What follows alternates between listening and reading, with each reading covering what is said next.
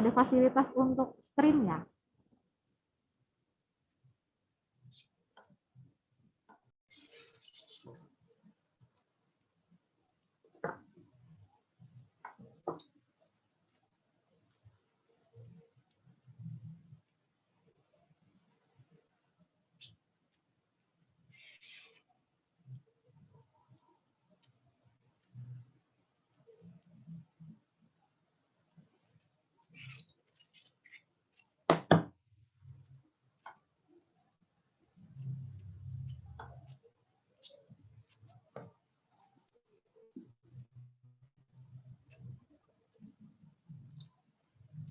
Selamat pagi kepada teman-teman semua yang sudah bergabung di sini.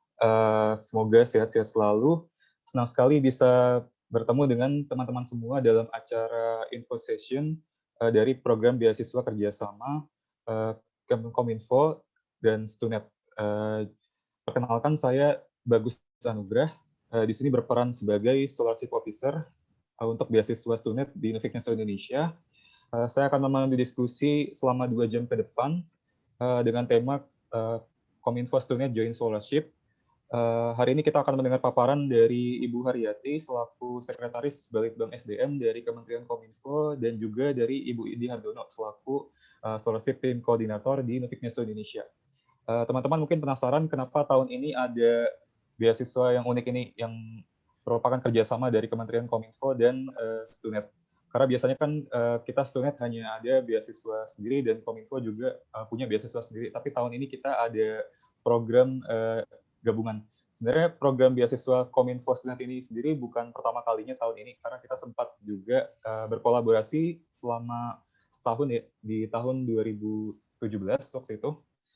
Dan kini kita kembali mengadakan program beasiswa ini. Mungkin nanti kalau misalnya dari teman-teman selama sesi acara 2 jam ke depan ada pertanyaan, baik itu selama paparan dari pembicara maupun kalau misalnya langsung terbersit di benak teman-teman. Jadi di bawah itu ada satu tombol namanya tombol Q&A yang bisa teman-teman gunakan untuk menanyakan pertanyaannya. Nanti dari tim kami, baik dari tim Kominfo maupun dari tim Stunet akan ada yang standby untuk membantu menjawab pertanyaan teman-teman. Dan kita juga nanti akan ada sesi Q&A dari jam 11 sampai jam 12. Jadi masing-masing pembicara dari tim Kominfo dan tim Stunet akan mempresentasikan paparannya selama kurang lebih 1 jam sampai jam 11. Lalu disambung dengan sesi tanya-jawab yang berlangsung juga selama 1 jam. Tanpa berlama-lama lagi, mungkin saya serahkan untuk pembukaan paparannya kepada Mas Hendra Fatadona dari Balitbang SDM Kominfo untuk memberikan sepatah dua patah kata pembuka. Terima kasih banyak. Ya, terima kasih Mas Bagus. Oh, ini pembuka dulu ya berarti, belum langsung paparan ya? Atau lanjut ya, paparan pembuka nanti, dulu Mas. Oh, setelah okay. Ini, ya pembuka dulu Mas. Baik. Assalamualaikum warahmatullahi wabarakatuh. Selamat pagi. Yang pertama dari Indonesia ada Bu Indi sama Mas Bagus. Rekan-rekan semua yang sudah hadir, ini banyak juga ya Mas, hampir 300 orang ternyata ya. Ini ya, saya Hendra Fatadona dari Badan Litbang SDM Kementerian Kominfo. Saya hadir bersama di sini ada Mbak Elvina Nurnatia dan juga timnya lengkap sebenarnya di belakang layar ini Mas. Jadi tim TPSM lengkap semua. Ya, yang pertama ya tadi disampaikan Mas Bagus, rencananya Bu Haryati yang akan menyampaikan, tapi Ibu ternyata ada agenda lain yang hari ini tidak bisa hadir. Tadi benar disampaikan sama Mas Bagus ya bahwa kami punya program kerjasama ini. Sebenarnya kalau Kementerian Kominfo sendiri kami sudah punya program beasiswa luar negeri sejak tahun 2007 dan kami sempat kerjasama memang sudah lama dengan NESO tapi sempat break ya kemarin Bu Indi, sempat istirahat kita, dan tahun ini kita kembali untuk kerjasama di program beasiswa ini. Jadi ini kerjasama yang menguntungkan sebenarnya bagi kami Kominfo dan juga bagi NESO. Kami punya satu visi kenapa kerjasama ini bisa terjalin. Jadi teman-teman yang ikut di program kerjasama Kemenkominfo Stunet ini nanti bisa memilih untuk melanjutkan studi di Belanda. Jadi tentunya karena kami kementerian yang bergerak di bidang ICT, kami menangani regulasi terkait ICT. Jadi jurusan-jurusan yang kami buka, yang kami terima di program ini tentu saja yang terkait ICT ya atau TIK teman-teman. Itu untuk membuka, nanti kita bisa diskusi selanjutnya setelah paparan ya Mas Bagus. Terima kasih. Oke, terima kasih untuk pengantarnya dari Mas Hendra. Oke, selanjutnya ini untuk Bu Haryati sudah di sini ya Mas? Atau masih di jalan sekarang? Bu Haryati kebetulan bentrok dengan agenda lain Mas, jadi mohon maaf mendadak beliau hari ini tidak bisa hadir Mas, kami wakili. Oh ya, jadi yang akan menyampaikan paparan dari Mas Hendra berarti ya? Atau... Ya, nanti saya sama Vina nanti kami saling melengkapi. Oke, kalau gitu mungkin untuk menghemat waktu, mungkin saya serahkan langsung saja kepada Mas Hendra dan Mbak Vina untuk mulai presentasi tentang dari pihak Kominfo. Nanti presentasinya selama 30 menit dan akan dilanjutkan oleh pihak NESO sampai jam 10. Baik, silakan. Baik, aku dulu nanti kalau ada tambahan ya, Vina ya. Baik, terima kasih. Assalamualaikum warahmatullahi wabarakatuh. Semua rekan-rekan yang hadir, kami terima kasih ini untuk kesempatannya ya. Ini sekaligus publikasi atau promosi kita terkait program beasiswa kerjasama Stunet untuk tahun Kemenkominfo Stunet tahun 2021. Next.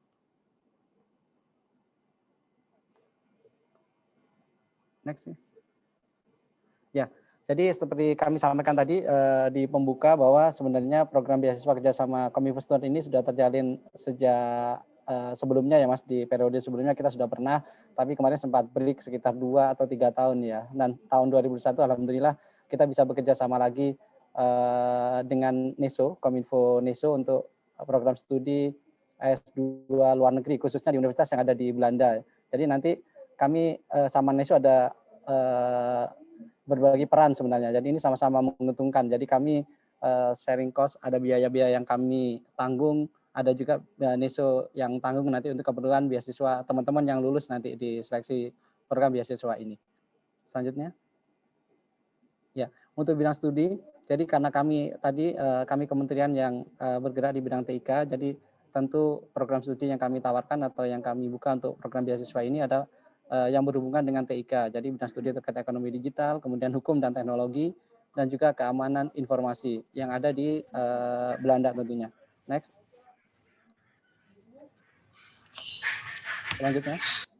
Nah, ini ketentuan persyaratan teman-teman. Jadi ini sebenarnya sudah kami publish juga ya melalui website kami dan beberapa media sosial. Jadi ketentuan persyaratan karena kami kerjasama dengan Kominfo Stunet ini teman-teman harus perhatikan sebenarnya. Jadi ada syarat-syarat yang memang kami perlukan, pihak Kominfo perlukan untuk administrasi dan segala macam. Juga ada yang Stunet atau NESO perlukan. Jadi teman-teman untuk persyaratan ini harus melihat kebutuhan dua pihak. Jadi jangan sampai ada yang ketinggalan ya. Contohnya ini. Jadi WNI udah pasti untuk PNS dan juga umum. Jadi kita terbuka untuk PNS dan umum, tapi ada bedanya. Jadi untuk yang PNS itu bisa maksimal 37 tahun, kalau umum itu 33 tahun per 31 Desember 2021, teman-teman. Kemudian sudah harus memiliki pengalaman kerja minimal 2 tahun. Yang umum pengalaman kerjanya di bidang TIK ya, atau yang berkenaan dengan TIK. Kemudian tidak terbuka untuk pelamar yang bekerja di bursa multinasional atau lembaga swadaya masyarakat ya, karena ini mungkin nanti pihak NESO juga bisa menambahkan untuk yang ini. Kemudian memiliki indeks prestasi lebih dari 3, IELTS-nya lebih dari 6,5, TOEFL IBT-nya lebih dari 90. Kemudian yang pasti tidak boleh sedang menempuh atau sudah memiliki gelar S2 dari dalam maupun luar negeri. Oke, next. Nah, ini adalah persyaratan yang ini wajib ini sebenarnya ya. Jadi untuk program beasiswa Kominfo Student ini, itu teman-teman sudah harus memiliki LOA. Jadi LOA yang unconditional ya, unconditional letter of acceptance dari program master yang atau universitas yang dituju. Kemudian para pelamar juga wajib mendaftar secara paralel untuk beasiswa student ini melalui sistem pendaftaran online Delta. Ini yang dikelola oleh NESO, nanti mungkin lebih bisa dieksplor ketika Bu Indi atau Mas Bagus paparan nanti. Kemudian jadwal dan seleksi nanti akan mengikuti ketentuan dua pihak. Jadi nanti ada 2 kali seleksi teman-teman. Jadi yang pertama adalah seleksi dari Kominfo. Kalau kami ada 2 seleksi ya. Nanti ada seleksi administrasi, kemudian ada seleksi wawancara. Setelah itu nanti shortlist akan kami kirim ke NESO untuk diseleksi kembali. Jadi ada 2 proses seleksi nanti. Kemudian nanti ini pengumumannya kurang lebih di bulan Mei atau Juni 2021. Oke, next. Nah, ini berkas pendaftarannya. Ini kenapa kami butuhkan berkas pendaftaran ini, teman-teman. Jadi ini adalah berkas pendaftaran yang kami perlukan untuk seleksi administrasi. Yang pertama formulir pendaftaran, scan KTP, paspor kalau sudah ada ya, SKCPNS atau SKPNS bagi yang sudah yang berstatus CPNS atau PNS, kemudian SK pengangkatan atau perjanjian kontrak bagi yang karyawan swasta, ijazah, transkrip, LOA ya, sertifikat TOEFL IELTS, surat izin atasan, surat rekomendasi atau checklist. Nah, ini sebenarnya nanti dikasih link ya. Ini bisa di-download termasuk formulir. Oh, ini ada linknya ya. Jadi semua formulir pendaftaran itu bisa sama syarat tadi bisa dilihat di link ini ya, teman-teman ya. Dan nanti dikirimkan melalui email beasiswa.ln@pil.kominfo.go.id. Ini kalau di kami pendaftarannya paling lambat tanggal 28 Februari. Kami sudah buka publikasi ini sejak tanggal 28 Januari kemarin. Oke, next. Nah, ini alurnya. Jadi yang pertama publikasi sudah kami laksanakan. Kemudian ini pendaftaran PT di Belanda ini karena teman-teman sudah harus punya LOA tadi. Jadi pendaftaran perguruan tinggi di Belanda. Kemudian ini tadi yang saya sebutkan tadi pendaftarannya nanti ada di 2 tempat ya. Yang pertama di Kominfo dulu untuk diseleksi, tapi nanti secara paralel nanti teman-teman mendaftar ke sistemnya Distunet ya, yang Delta tadi. Setelah pendaftaran nanti kami seleksi administrasi ya, seleksi internal ini ada 2 nanti, administrasi dan yang lolos administrasi nanti akan kami panggil untuk wawancara. Kemudian setelah lolos seleksi wawancara, kami mendapatkan shortlist sejumlah kuota nanti yang akan kami kirim ke NESO. Nah, nanti di NESO nanti akan ada seleksi lagi teman-teman. Jadi ada 2 kali seleksi. Setelah teman-teman lulus nanti baru akan diumumkan. Kemudian ada persiapan keberangkatan dan mungkin sekitar bulan September ya, Agustus atau September nanti teman-teman berangkat ke Belanda. Oke, next. Ini timeline secara umum tadi, publikasi pendaftaran ya, seleksi sekitar bulan Maret nanti, pengumuman seleksi Mei, sama perkuliahan itu Juli sampai September ya. Oke, nanti ada itu ya, ada pembekalan dulu sebelum itu. Oke, next. Nah, ini sebenarnya pertanyaan yang yang paling banyak di antara pertanyaan yang ada ini. Jadi kira-kira kalau teman-teman lulus di beasiswa seleksi beasiswa ini apa aja sih yang didapatkan gitu. Jadi ini komponennya, teman-teman. Komponen pembiayaan beasiswa L ini yang ini akan ditanggung oleh kami dan juga pihak NESO ya. Nanti mungkin dari Bu Indi juga akan menyampaikan. Jadi yang pertama adalah tuition fee. Jadi yang kami tanggung adalah tuition fee. Ini akan dibayarkan langsung ke universitas ya. Ini untuk oleh pihak NESO nanti. Kemudian ada tunjangan buku sama bantuan tesis, ini juga pihak NESO yang menanggung. Besarannya sekitar yang tertera di layar ya, teman-teman. Oke, next. Nah, selain biaya tuition fee, tunjangan buku dan tunjangan hidup itu nanti kami yang akan kami tanggung ini teman-teman. Jadi biaya transportasi. Biaya transportasi itu biaya pergi dan pulang ya dari Indonesia ke Belanda, atau nanti kalau dari luar Jakarta teman-teman penerbangan dari Jakarta nanti kami juga tanggung penerbangan dari di mana teman-teman berasal sampai di Jakarta kemudian berangkat ke Belanda, PP itu nanti kami tanggung. Kemudian biaya visa, biaya asuransi, biaya hidup bulanan ya, living allowance itu 1.100 euro. Jadi nanti akan dibayarkan, biasanya kami membayarkannya 3 bulan sekali ya, jadi 3 bulan di depan, setiap per triwulan kami bayarnya. Kemudian dana kedatangan awal, establishment cost sebesar 1 kali biaya hidup bulanan. Jadi ketika pertama kali nyampe ke sana, kita ada biaya kedatangan ini untuk teman-teman sebesar 1 kali biaya bulanan.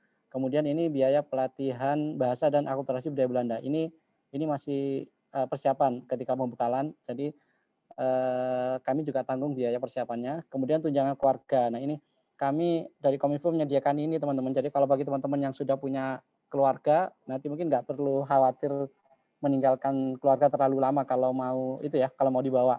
Jadi cuman ini berlaku setelah bulan ke-7. Jadi di semester 2. Ini harapannya semester 1 teman-teman sudah ini ya, sudah settle di sana. Jadi sudah di sana sudah siap. Nanti di bulan ke-7 kalau ada yang mau membawa keluarga akan kami tanggung biayanya untuk 2 orang. Jadi 2 orang itu istri atau suami ya kalau perempuan, dan 1 anak ya. Jadi mohon maaf, anak yang saat ini yang bisa kami tanggung hanya 1 anak. Jadi 2 orang itu istri atau satu anak. Nah, kemudian besarannya adalah sebesar 20% dari biaya hidup bulanan penerimaan beasiswa. Jadi 20% dari 1.100 itu kita bayarkan juga per bulan sama dengan itu ya, sama dengan yang penerima beasiswa setiap triwulan nanti. Oke, next. Saya pikir yang terakhir ini ya. Nah, kira-kira itu paparan singkat dari kami, tapi kalau ada tambahan dulu dari Mbak Elvina, silakan. Terima kasih Mas Hendra. Dari tambahan dari saya hanya sedikit karena semuanya sudah hampir tercover sama penjelasan dari Mas Hendra tadi. Mungkin sedikit menambahkan terkait kebijakan pada masa pandemi. Kalau dari Kementerian Kominfo mungkin banyak juga teman-teman di sini yang mempertimbangkan keberangkatan ke negara tujuan studi mengingat masih dalam masa pandemi. Jadi kami juga sudah berkoordinasi juga dengan NESO. Mungkin nanti dari NESO juga bisa menyampaikan bagaimana kebijakannya. Apabila nanti kalau dari Kementerian Kominfo sendiri, apabila nanti dari Belanda sudah cukup aman untuk berangkat dan dari perguruan tinggi di tujuan rekan-rekan nanti juga memperbolehkan adanya offline atau hybrid system untuk pembelajarannya, nanti tetap akan berangkat ke Belanda. Begitu saja mungkin Mas Hendra yang bisa ditambahkan. Terima kasih. Ya, terima kasih Mbak Elvina. Mas Bagus, dari kami paparannya cukup, nanti kita lanjut ke diskusi ya kalau ada pertanyaan. Terima kasih. Ya, terima kasih Mas Hendra dan Mbak Vina. Tadi paparannya sangat komprehensif ya tentang program beasiswa Kominfo Student ini. Jadi mungkin bagi teman-teman yang tertarik daftar beasiswa ini ada keuntungan khusus tadi dari segi materi bisa membawa keluarga ke Belanda, karena memang mungkin di satu sisi membawa keluarga itu butuh biaya lebih dan juga butuh perjuangan ekstra juga untuk mungkin mencari tempat tinggal yang kira-kira layak buat keluarga selama di Belanda. Tapi banyak juga riset dari pengalaman beberapa tahun ini yang memperlihatkan kalau justru para mahasiswa yang membawa keluarganya itu ada beberapa yang studinya itu lebih sukses karena mungkin ada faktor, ada moral support dari istri dan anak yang hadir di sana gitu. Jadi di satu sisi ini memang jadi challenge buat teman-teman, tapi juga menjadi poin plus. Cuma mungkin tadi seperti yang dikatakan Mas Hendra, yang perlu dicatat itu adalah teman-teman harus settle dulu di sana, tahu kondisi kehidupan di sana seperti apa, baru membawa keluarganya gitu. Mungkin tanpa berlama-lama lagi, saya serahkan kepada Bu Indi Hardono. Ini adalah tim koordinator untuk beasiswa Stunet di Nuffic Nestle Indonesia. Oke, silakan Bu Indi untuk menyampaikan paparannya. Terima kasih. Saya share ya. Oke.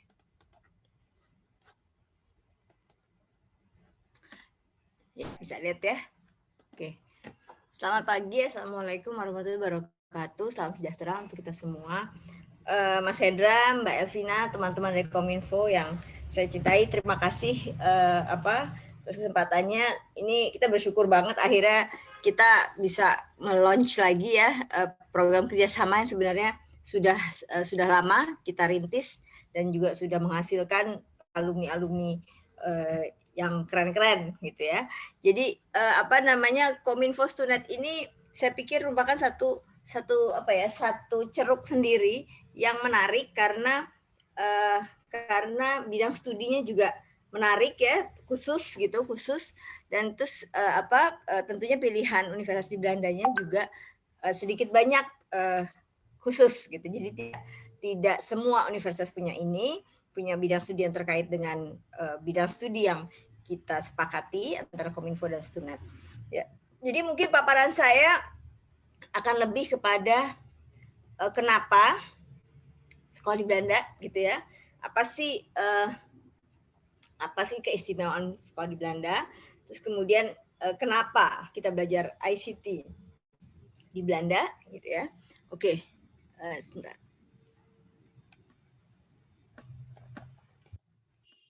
Ya, mungkin sebelum saya mulai lebih jauh lagi sedikit tentang Nufik Neso.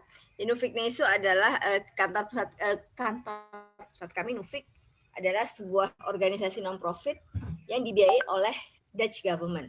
Jadi dibiayai oleh Kementerian Pendidikan Belanda sebetulnya. Kami bukan government agency, tapi kami dibiayai oleh Education Ministry di Belanda. Kantor pusat kami di Den Haag. Nah, kantor Nufik di luar Belanda disebut NESO, Netherlands Education Support Office. Jadi ada 10 NESO office, salah satunya di Indonesia, yaitu NESO Indonesia. Kantor kami di Kedutaan Besar Belanda di Jakarta, ya. Jadi kami base di Jakarta di Kedutaan Besar. Tugas kami ada beberapa. Tugas kami cukup strategik dari sisi promosi pendidikan tinggi Belanda. Terus kemudian kerjasama atau cooperation antara institusi pendidikan Belanda dan institusi pendidikan Indonesia. Terus kemudian kami juga memanage network alumni kami. Jadi nanti kalau misalkan teman-teman lulus nih dari sini, pulang dari Belanda, otomatis teman-teman akan menjadi anggota dari, sekarang berganti, bukan Holland lagi. Karena ini juga mungkin Mbak Elvina sama Pak Mas Hendra, saya update sedikit, sekarang untuk branding mereka nggak pakai Holland. Jadi udah nggak boleh lagi merek Holland gitu ya. Mereka pakai NL. Jadi sekarang NL Alumni Network gitu. Holland itu sebenarnya hanya salah satu bagian dari Belanda, Gus ya, benar kan? Jadi kalau Netherlands itu lebih luas gitu. Jadi kita sekarang pakai brandingnya NL gitu ya. NL Alumni, NL apa nanti macam-macam lah ya. Oke. Dan yang terakhir dan last but not least adalah mengelola berbagai beasiswa, diantaranya Stunet. Oke, ini ngapain nih sekarang kita sekolah di Belanda gitu. Mungkin teman-teman udah, untuk teman-teman yang sudah sedikit research atau sedikit cari informasi mungkin tahu ya. Tapi mungkin kalau ini harus ditanyakan ke diri sendiri ya. Kenapa sih mau di Belanda? Kenapa nggak di Amerika? Kenapa nggak di Jepang? Kenapa nggak di Cina? Mungkin ya.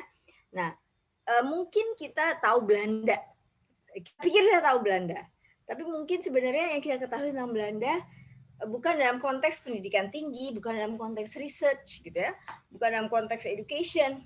Ya. Nah, sebenarnya saya seleksi dulu ya.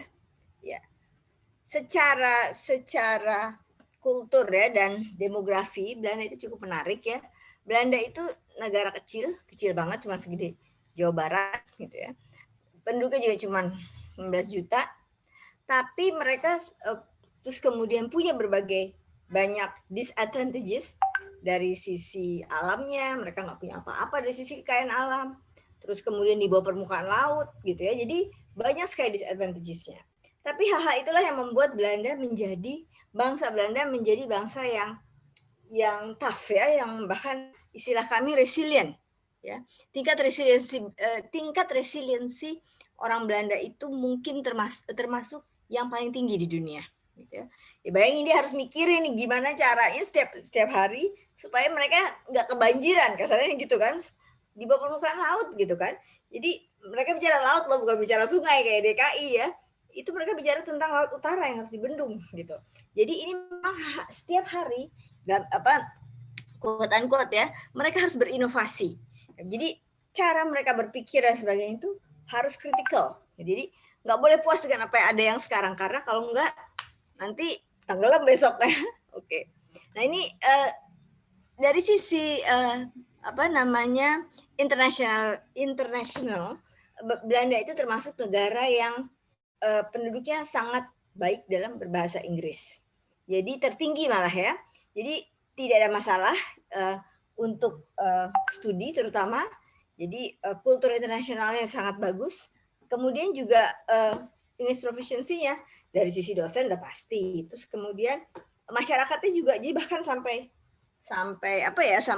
supir bis gitu ya, atau sampai pedagang-pedagang kecil di kota-kota kecil semua bisa bahasa Inggris. Jadi memang program ini mungkin perlu juga ditegaskan lagi. Program yang kami tawarkan ini adalah international program. Jadi bukan pakai bahasa Belanda.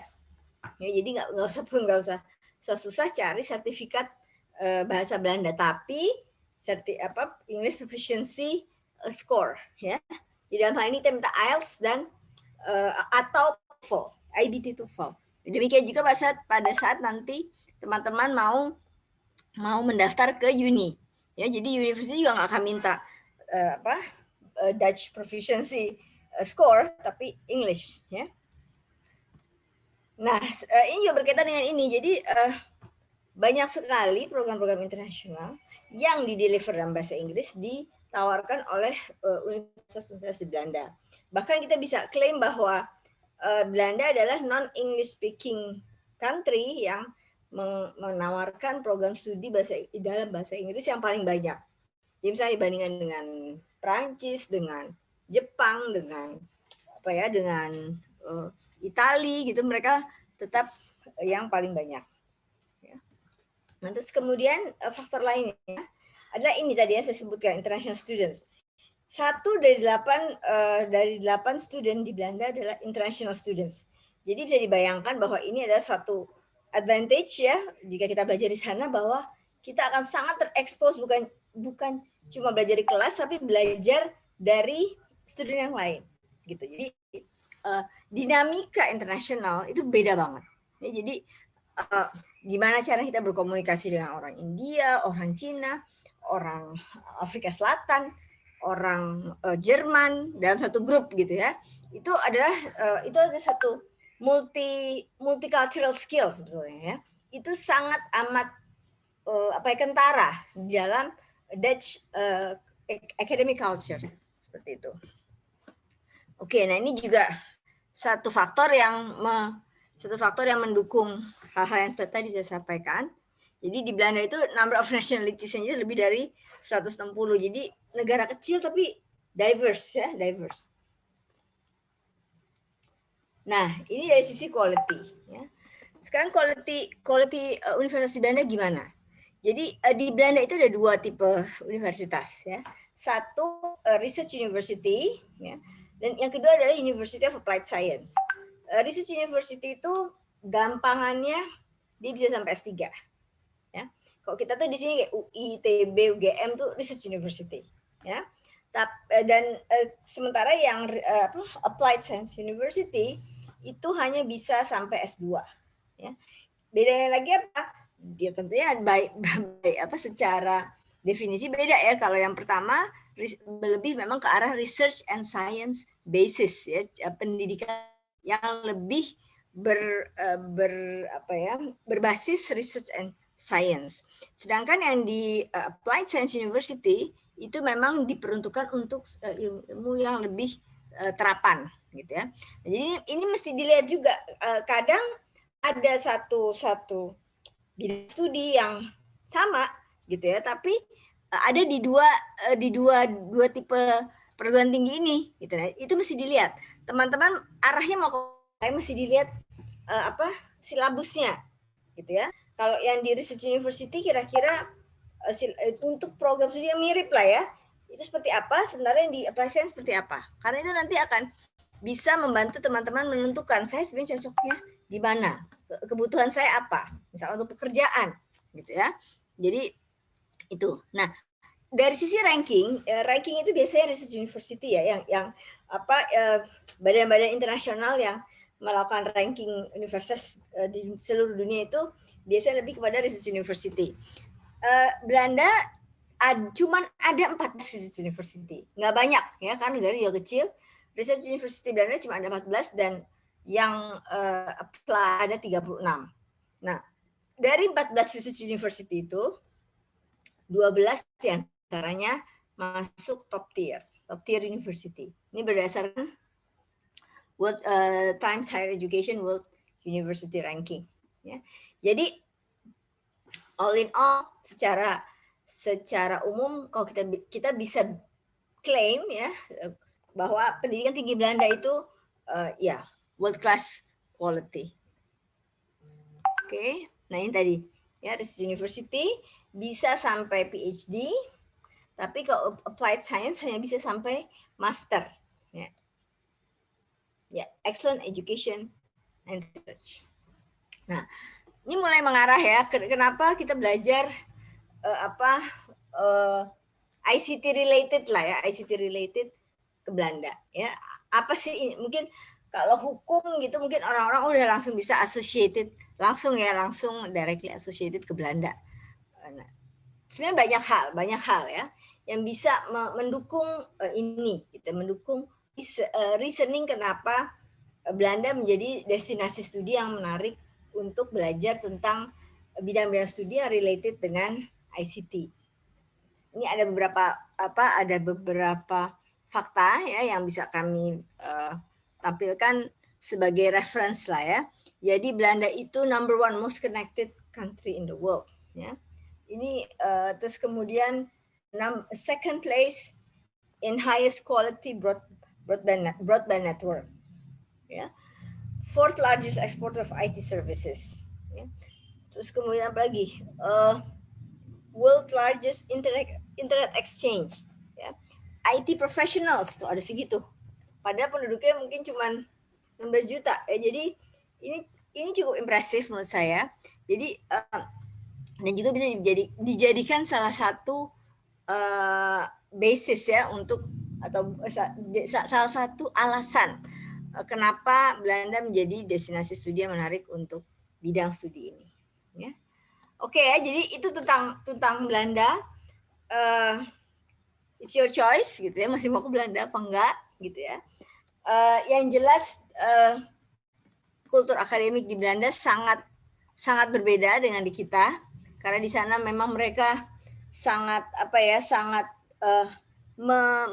encourage interactive method. Jadi kita harus banyak bicara, kita banyak diskusi, kita banyak presentasi, harus bisa mendebat, harus bisa mengeluarkan pendapat gitu. Jadi itu mereka value sekali hal seperti itu. Karena di situ menurut mereka itu adalah proses belajar itu melalui itu, ya bukan one way communication lecture gitu. Seperti itu ya. Oke, itu tentang studinya. Nah, sekarang kalau kita bicara tentang beasiswa, hari ini kita bicara tentang beasiswa Stunet dan kerjasama dengan Kemkominfo ya. Sebenarnya Stunet itu adalah sebuah instrumen ya. Instrumen kerjasama sebenarnya Indonesia Belanda. Jadi memang kalau kita lihat di sini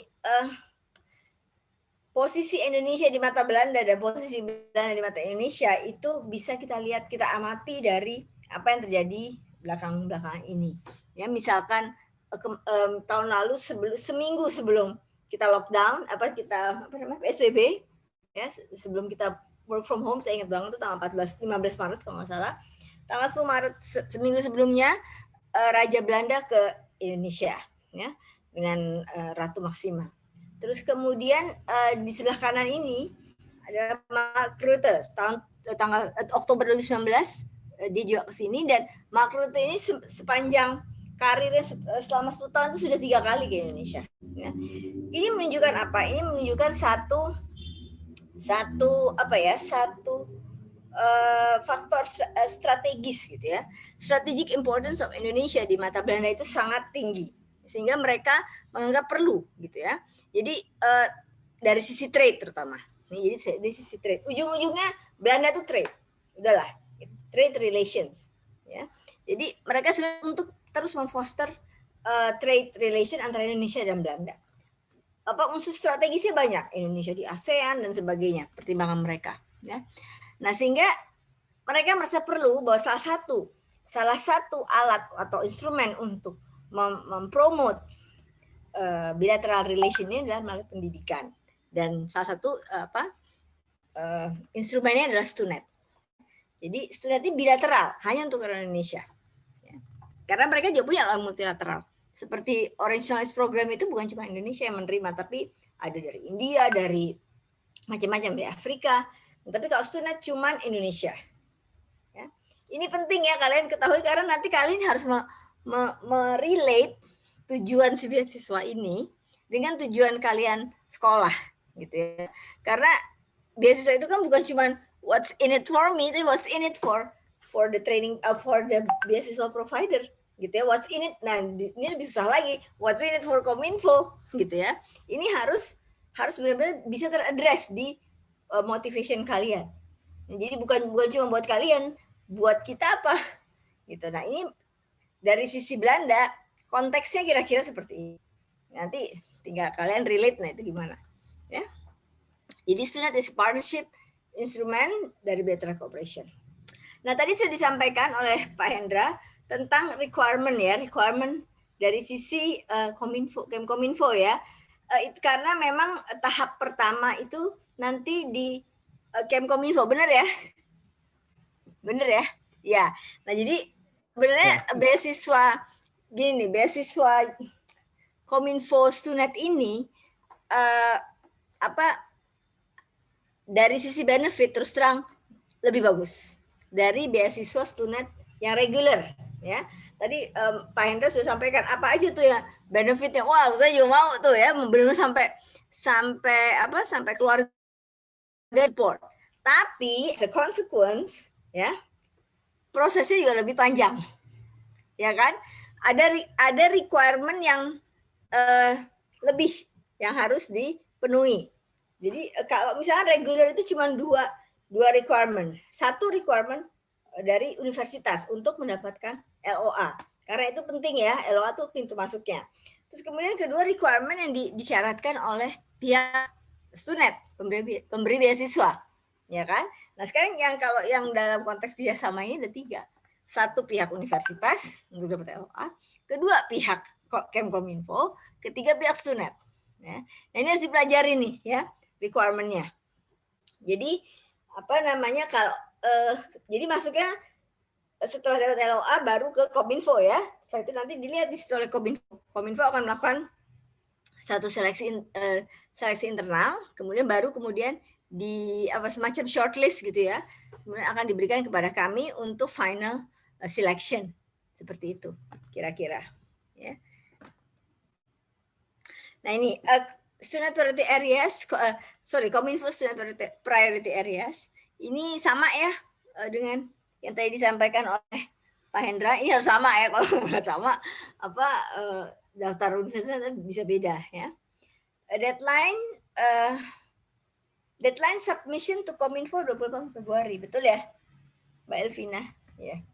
Deadline submission to Stunet 8 Maret. Ya. Ya, benar ya? Benar, okay. Ya.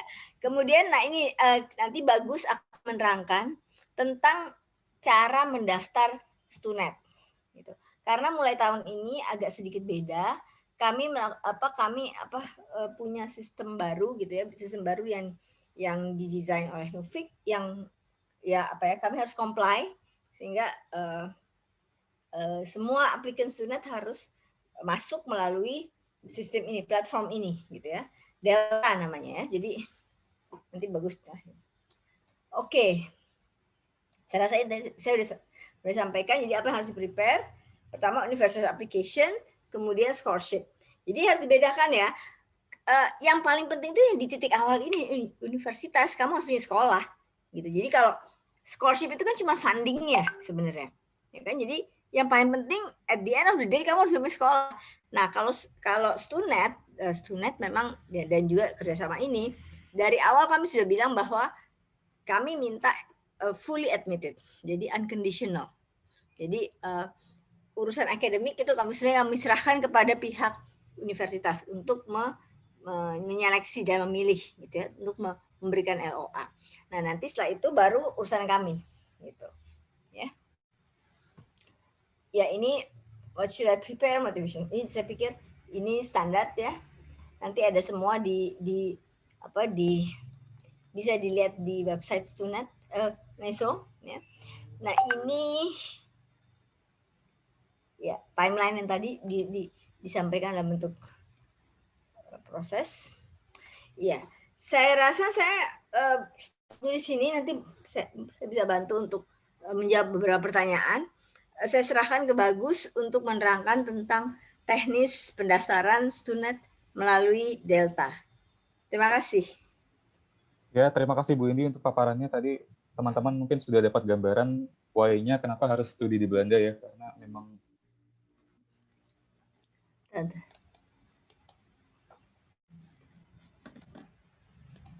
banyak banget keuntungannya dari studi di Belanda, terutama pionirnya juga, di samping manajemen pengairan yang memang jadi keahlian mereka.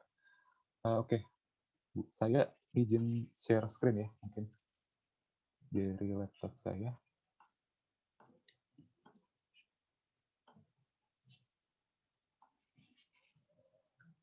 Oke, mungkin untuk beberapa teman-teman yang pernah melamar Stunet di tahun sebelumnya, banyak yang bertanya-tanya tentang apa itu Delta, dan kenapa di tahun 2021 ini kita punya sistem pendaftaran baru yang disebut Delta ini.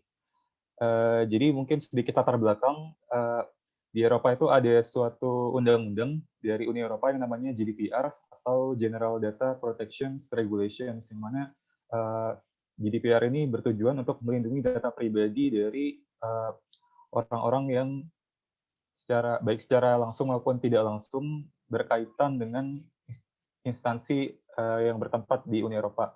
Karena memang Nuffic ini adalah bagian dari organisasi yang berkantor di Den Haag, jadi kami mendapat kewajiban untuk memproses aplikasi teman-teman yang mendaftar Stunet itu berdasarkan aturan GDPR.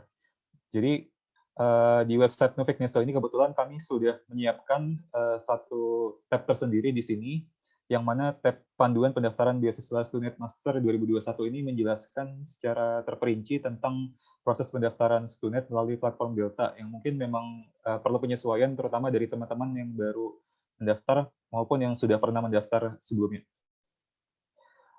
Jadi Delta ini sendiri adalah platform yang dikembangkan oleh Nuffic di Belanda, yang mana platform ini sebenarnya berfungsinya itu tidak hanya untuk proses pendaftaran data teman-teman, tapi juga sampai proses pemindahan data ke universitas yang nantinya akan menerima teman-teman selama periode studi.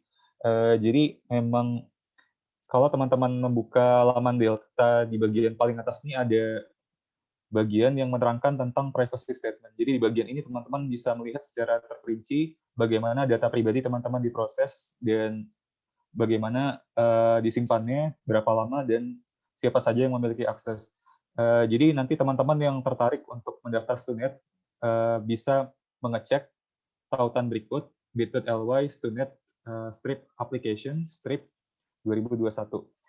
Jadi memang untuk masing-masing universitas itu memiliki tautan Delta yang berbeda. Jadi untuk saat ini kita memiliki 22 tautan Delta untuk universitas.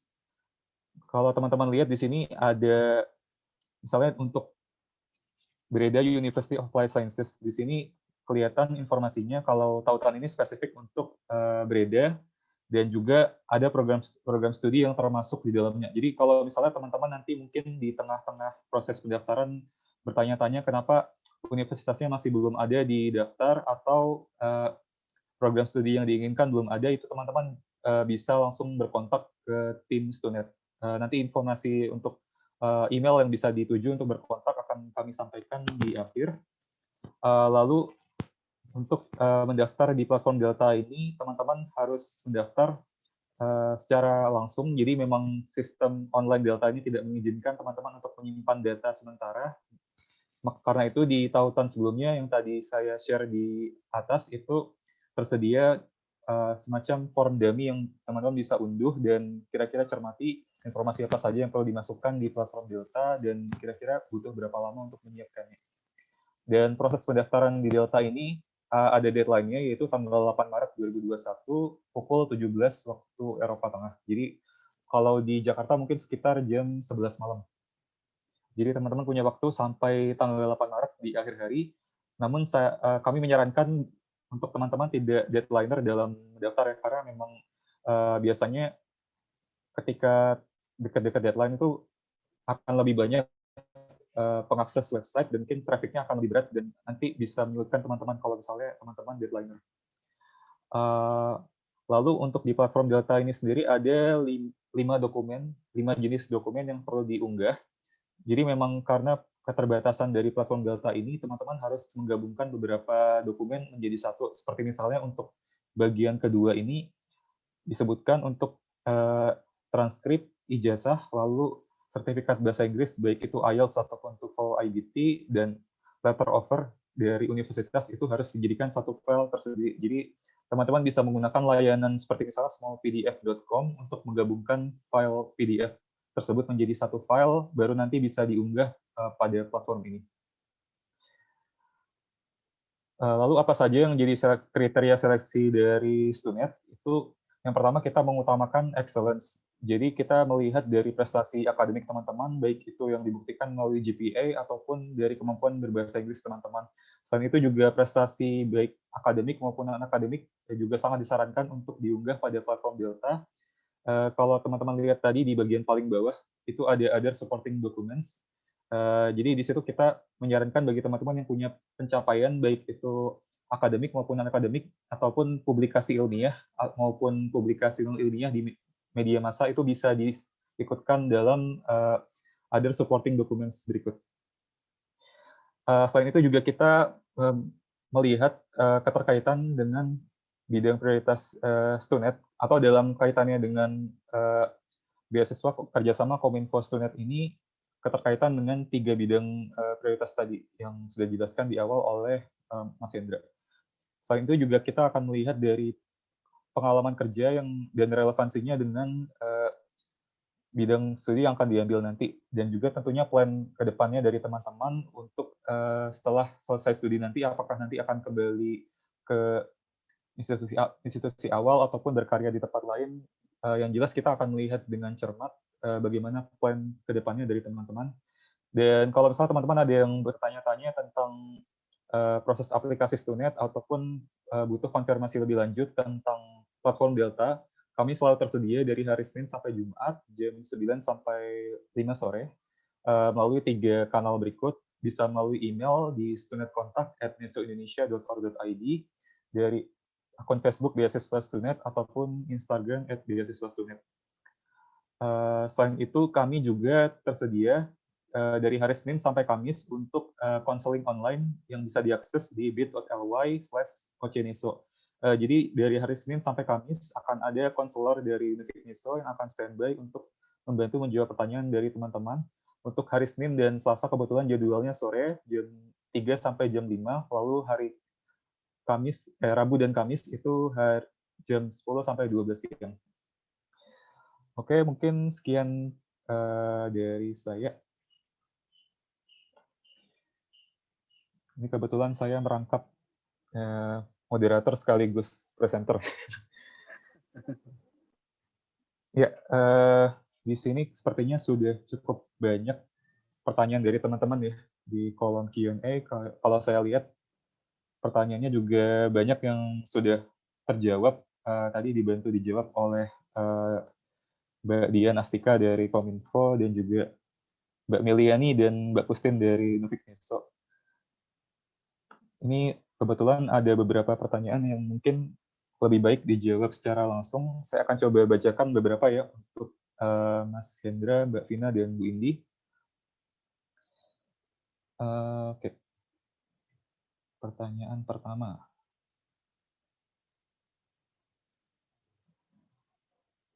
Oke, saya akan coba mulai dari pertanyaan Wara Alfa Syukrila. Saya Wara ingin bertanya, adakah cara untuk mendapatkan pembebasan 100 euro registration fee dalam mendapatkan LOA? Dan lalu saya berminat mendaftar jurusan yang berkaitan dengan information security. Jika misalnya tidak diterima di skema Student Kominfo Scholarship, apakah bisa diajukan skema beasiswa Kominfo only? Mungkin saya coba jawab untuk yang bagian registration fee 100 euro itu kebetulan memang dari beasiswa tidak menanggung karena memang proses pendaftaran universitas dan pendaftaran beasiswa itu dilakukan secara terpisah. Namun ada beberapa kampus di Belanda yang memberikan pengecualian bagi teman-teman jika teman-teman menyatakan diri bahwa teman-teman berniat mendaftar beasiswa, seperti misalnya Vrije Universiteit Amsterdam, itu mereka memberikan pengecualian untuk registration fee ini kalau teman-teman mengindikasikan informasi tersebut ke pihak admission-nya. Mungkin untuk pertanyaan kedua yang tadi seputar jika misalnya tidak diterima di skema Student Kominfo, bisa diajukan ke Kominfo only. Saya serahkan ke Mas Hendra untuk dijawab. Silakan. Ini apa tuh? Boleh, terserah Mas. Ya udah, nanti saling lengkapi ya. Iya. Ya, jadi kalau 2021 ini ya Mas Bagus sama Mas siapa tadi yang nanya ya. Kami kebetulan ada beberapa bukan beberapa skema, ada beberapa negara tujuan ya selain dengan Kominfo Stunet, ada beasiswa untuk negara-negara, ada 5 negara yang tahun ini Jadi sebenarnya kalau misalkan sudah mendaftar, jadi kami sebenarnya tidak mengizinkan mendaftar di 2 tempat. Jadi misalkan ini, karena kami punya juga ke tujuan Cina misalkan. Jadi teman-teman mendaftar di Cina, mendaftar juga di yang Kominfo Stunet. Itu kami gitu Mas Bagus. Kalau biaya Mas, tadi ada yang nanya biaya tadi ya, biaya pendaftaran ya. Kalau Ya. Kominfo itu Mas menanggung biaya pendaftaran tapi khusus untuk yang lulus ya, yang lulus beasiswa. Jadi kalau ada biaya pendaftaran ke kampus dan dia nanti lolos sebagai penerima beasiswa, kami ganti, nanti kami reimburse. Cuman untuk yang nggak lolos, ya, tapi yang nggak lolos enggak ya Mas, khusus yang lolos ya. Oke, Wina, siap. silakan.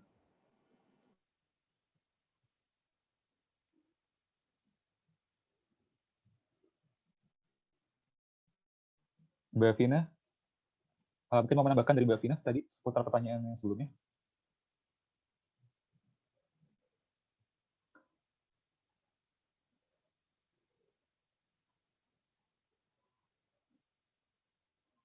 Oke. Terima kasih, Mas. Cukup Mas, itu Mas. Cukup, Mas. Cukup ya? Oke, pertanyaan selanjutnya ini cukup menarik juga dari Fahri Erlangga. Terkait persyaratan non-PNS, apakah terbuka juga untuk lawyer yang bekerja di kantor hukum dan memiliki pengalaman di bidang law and technology selama lebih dari 2 tahun? Mungkin baik dari Mas Hendra atau Bu Indi mau menjawab? Silakan.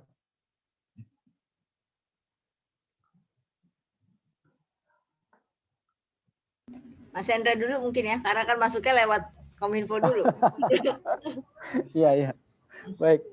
Kalau kami sih asal itu ya, pengalaman minimal 2 tahun itu diperbolehkan apply Mas. Jadi 2 tahun sebenarnya kami nggak kaku ya, karena ada juga orang yang bekerja di satu instansi, ada juga yang dia wirausaha, atau ada juga yang dia tadi saya sempat baca di chat, ada juga yang ini ya, ada yang non permanen gitu. Yang penting bisa dibuktikan sebenarnya Mas, entah itu surat keterangan atau apa, kami nggak kaku. Yang penting secara administrasi kami bisa dipertanggungjawabkan, bisa dibuktikan bahwa yang bersangkutan sudah pernah bekerja minimal 2 tahun tadi. Itu diperbolehkan Mas. Ya mungkin saya nambahin aja di Stunet malah sebenarnya kalau dalam Stunet reguler tidak harus sudah bekerja apa namanya fresh graduate boleh, tapi sama Kominfo ada restriction harus bekerja. Jadi ya kita harus ikutin. Tadi kan saya bilang ada 3 pihak nih yang harus di consider requirement-nya harus dipenuhi, harus dipenuhi. Jadi kalau Kominfo bilang untuk masalah ini kami oke, karena sebenarnya pada prinsipnya kalau untuk masalah employment kami tidak terlalu strict gitu. Jadi kita boleh, nggak ada restriction. Ya. Ya, terima kasih Mas Hendra dan Bu Indi untuk jawabannya. Tadi cukup jelas ya berarti untuk Mas Fahri tadi pertanyaannya. Lalu ini ada 2 pertanyaan yang cukup mirip. Jadi mungkin saya gabung jadi satu saja dari Rian Gulfa dan Henita. Dari Rian ini pertanyaannya seputar untuk bidang studi ekonomi digital, apakah bisa dielaborasikan lebih lanjut apa saja cakupannya? Lalu Mbak Henita lebih spesifik, digital ekonomi itu apakah mencakup digital marketing? Karena mungkin 2 pertanyaan ini cukup bersinggungan. Saya coba lempar ke Mas Hendra atau Mbak Vina untuk mencoba menanggapi.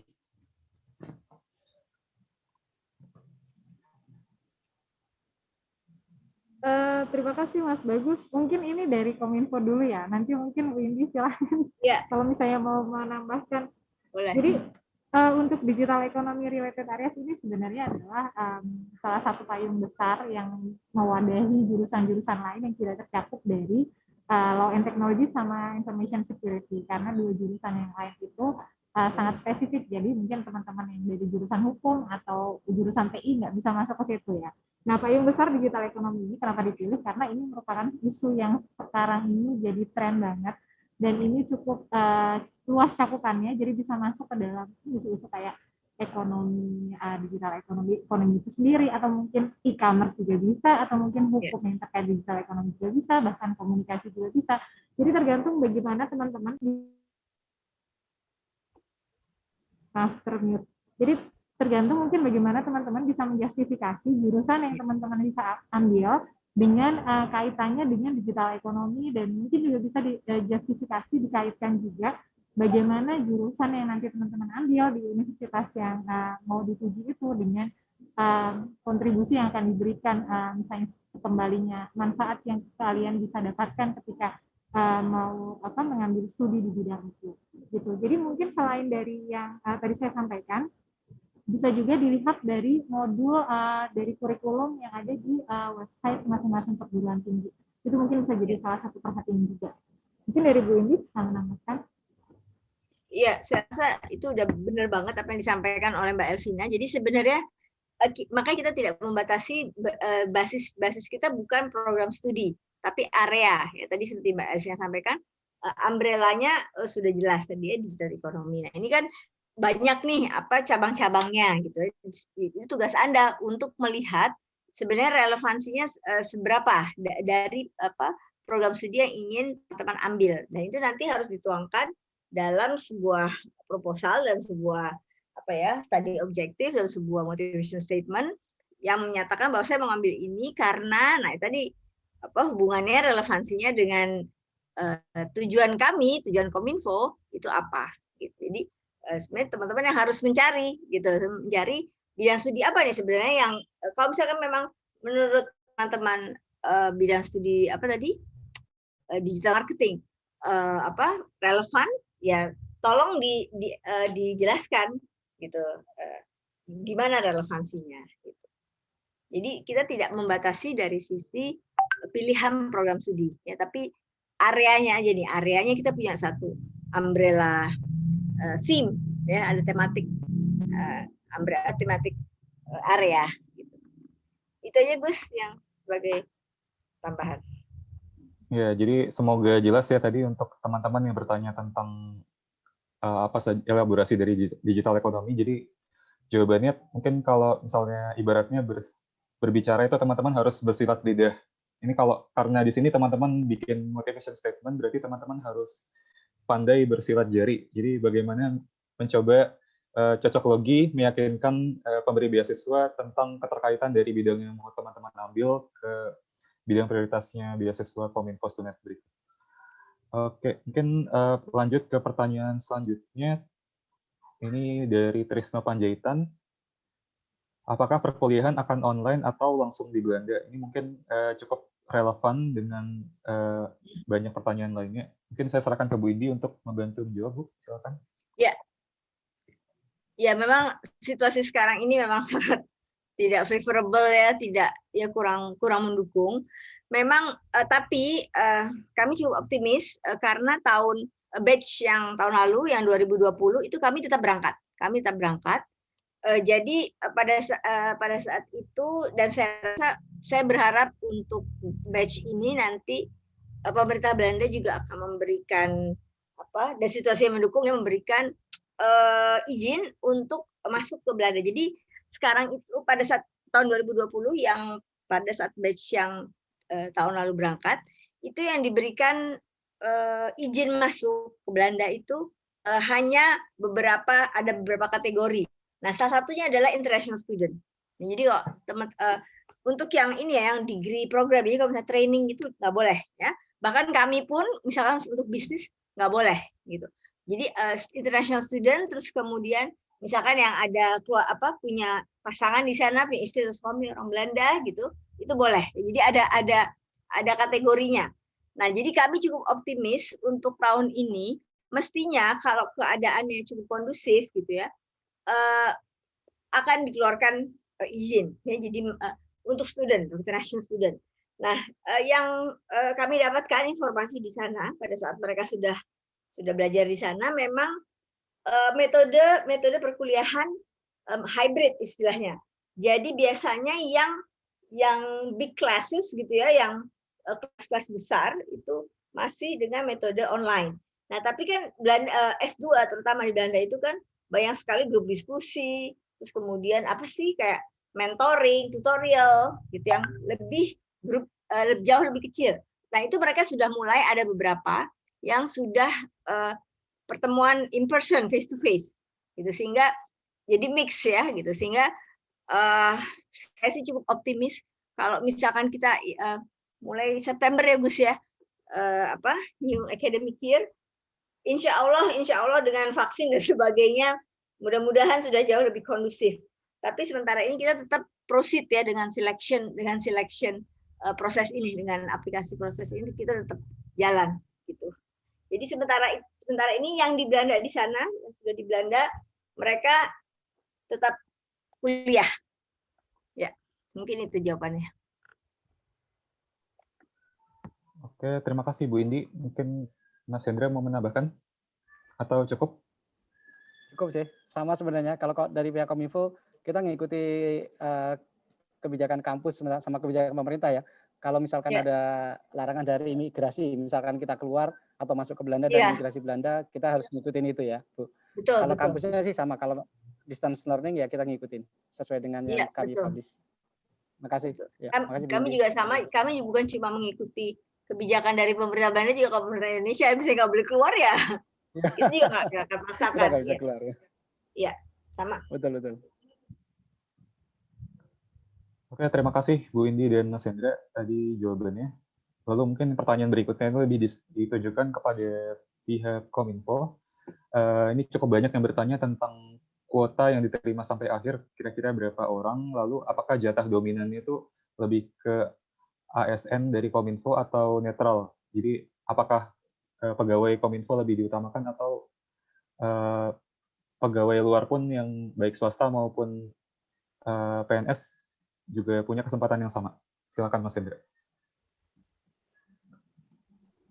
Baik, makasih Mas Bagus. Ya, kalau kuota sebenarnya kami program ini kan punya kuota besar ya, punya target kuota besar, tapi memang itu target maksimal ya. Jadi berapa pembagiannya per skema itu kami masih bisa penyesuaian. Misalkan ya ada skema satu yang kekurangan kuota, kita masih bisa ditambah dari skema yang lain. Jadi kuotanya kuota besar Mas Bagus, itu kami ada masing-masing, tapi tidak tutup kemungkinan masing-masing kuota itu nanti akan saling melengkapi. Terus tadi terkait apakah ini untuk itu ya, netral atau enggak ya? Kami sangat netral Mas. Jadi kita nggak memberikan perlakuan khusus bagi pegawai Kominfo sendiri. Jadi semuanya bersaing sehat. Jadi nggak ada kuota khusus untuk Kominfo sekian atau kebijakan khusus beda seleksinya, itu enggak. Jadi sama semua, perlakuannya sama antara masyarakat umum dan pegawai instansi pemerintah termasuk Kominfo sendiri. Jadi kita nggak ada perlakuan khusus, dijamin netral. Kabar baik ya berarti buat teman-teman yang dari lembaga luar ya. Ya. Oke. Lalu ini pertanyaan berikutnya cukup banyak. Kalau misalnya tidak lolos dari seleksi Kominfo Stunet ini, apakah masih bisa mendaftar Stunet reguler atau baik Kominfo reguler maupun Stunet reguler? Mungkin dari Bu Indi dulu bisa dibantu dijawab, Bu. Kok Stunet reguler kan nanti saya sih cuma mikirnya gini, pada saat Kominfo mengumumkan gitu kan, Kominfo ngumumin dulu dong siapa yang lolos dari Kominfo kan, itu mungkin by that time udah tutup ya ininya kita di Stunet deadline-nya. Udah belum Gus kira-kira? Tanggal 8 Maret Bu kita tutupnya. Jadi memang harus bersamaan sih prosesnya. Iya, maksud saya mungkin perlu dicermati timeline-nya gitu. Atau mungkin Mas Hendra punya pendapat. Kalau saya sih simpel itu. Gimana? Tadi mohon maaf saya sempat keputus yang ya, itu. Jadi kalau misalkan dia nggak diterima nih di Kominfo gitu, jadi sudah dapat pengumuman dari Mas Hendra kalau dia tidak diterima gitu kan. Nah, bisa nggak dia daftar student reguler? Tapi itu kan berarti belum masuk Delta kan, Gus? Harusnya sudah masuk nih. Apa? Kan prosesnya dilakukan secara bersamaan gitu. Jadi pelamar itu mendaftarkan ke Kominfo dan Stunet itu di saat yang bersamaan, walaupun Kominfo punya deadline lebih awal gitu kan, tanggal 28. Oke, berarti nggak bisa ya?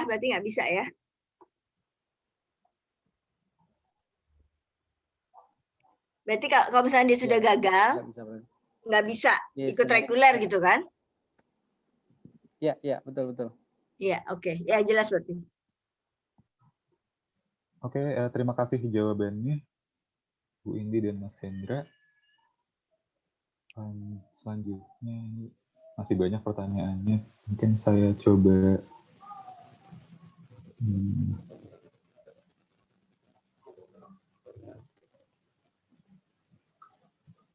Oke, mungkin ini pertanyaan yang cukup unik. Ada pelamar yang dia punya gejala disabilitas. Apakah dia punya hak juga untuk mendaftar pada beasiswa ini atau ada pengecualian? Mungkin dari Mas Hendra dulu bisa dijawab.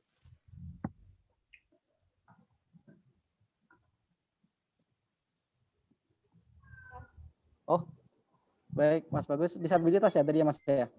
Iya. Ya, baik. Kalau kami kebijakan Kominfo itu beasiswa kami juga terbuka, Mas, untuk kaum disabilitas. Tapi disesuaikan juga ya, Mas, dengan kampusnya. Jadi, tapi nanti mungkin pihak NESO juga bisa menambahkan ya, Bu, ini terbuka atau tidak, sama pihak kampusnya. Kalau kampusnya memungkinkan dan menerima juga dari pihak Kominfo terbuka, Mas, beasiswanya. Ya, dari kami juga terbuka. Kami tidak ada restriction tentang disabilitas. Memang tergantung kampusnya, tapi sebenarnya sebagian besar kampus di Belanda tidak ada masalah untuk teman-teman dengan disability. Ya. Jadi nggak ada restriction. Go ahead kalau mau lamar, kalau mau apply. Oke, terima kasih sudah dijawab pertanyaannya. Selanjutnya ini pertanyaan dari Ari Wibowo. Untuk PNS, apakah ada persyaratan pangkat untuk mendaftar? Ya, mungkin lebih relevan untuk Mas Hendra pertanyaan ini. Silakan dijawab, Mas. Atau Mbak Vina. Persyaratan apa, Mas? Maaf, Mas. Persyaratan pangkat untuk PNS. Jadi pangkat. sudah sampai level mana? Golongan sih? Golongan. Pangkat golongan ya. Sebenarnya nggak ada, Mas. Jadi untuk persyaratan kami mungkin bisa dicek lagi nanti di file paparan yang sudah nanti akan kami share juga. Atau mungkin bisa cek juga di websitenya Kominfo atau di IG-nya Kominfo. Semua persyaratan hanya itu. Jadi nggak ada persyaratan tentang jabatan atau pangkat, golongan gitu, nggak ada. Hanya minimum persyaratan 2 tahun. Terus mungkin ada surat izin atasan, surat rekomendasi atasan, itu aja kalau hanya dari PNS. Itu Mas Bagus mungkin. Oke, terima kasih Mbak Vina. Tadi cukup jelas ya, berarti untuk teman-teman yang berprofesi sebagai PNS, jadi tidak ada pangkat yang disyaratkan. Silakan mendaftar kalau teman-teman sudah mempunyai minat dan tertarik untuk mendaftar untuk beasiswa ini. Oke, pertanyaan berikutnya ini juga masih ditujukan untuk pihak Kominfo. Izin bertanya dari Ardiansyah Wahyu Pratama. Izin bertanya kepada Kominfo, program mana yang sesuai dengan RUU PDP yang akan disahkan? Terima kasih. RUU PDP.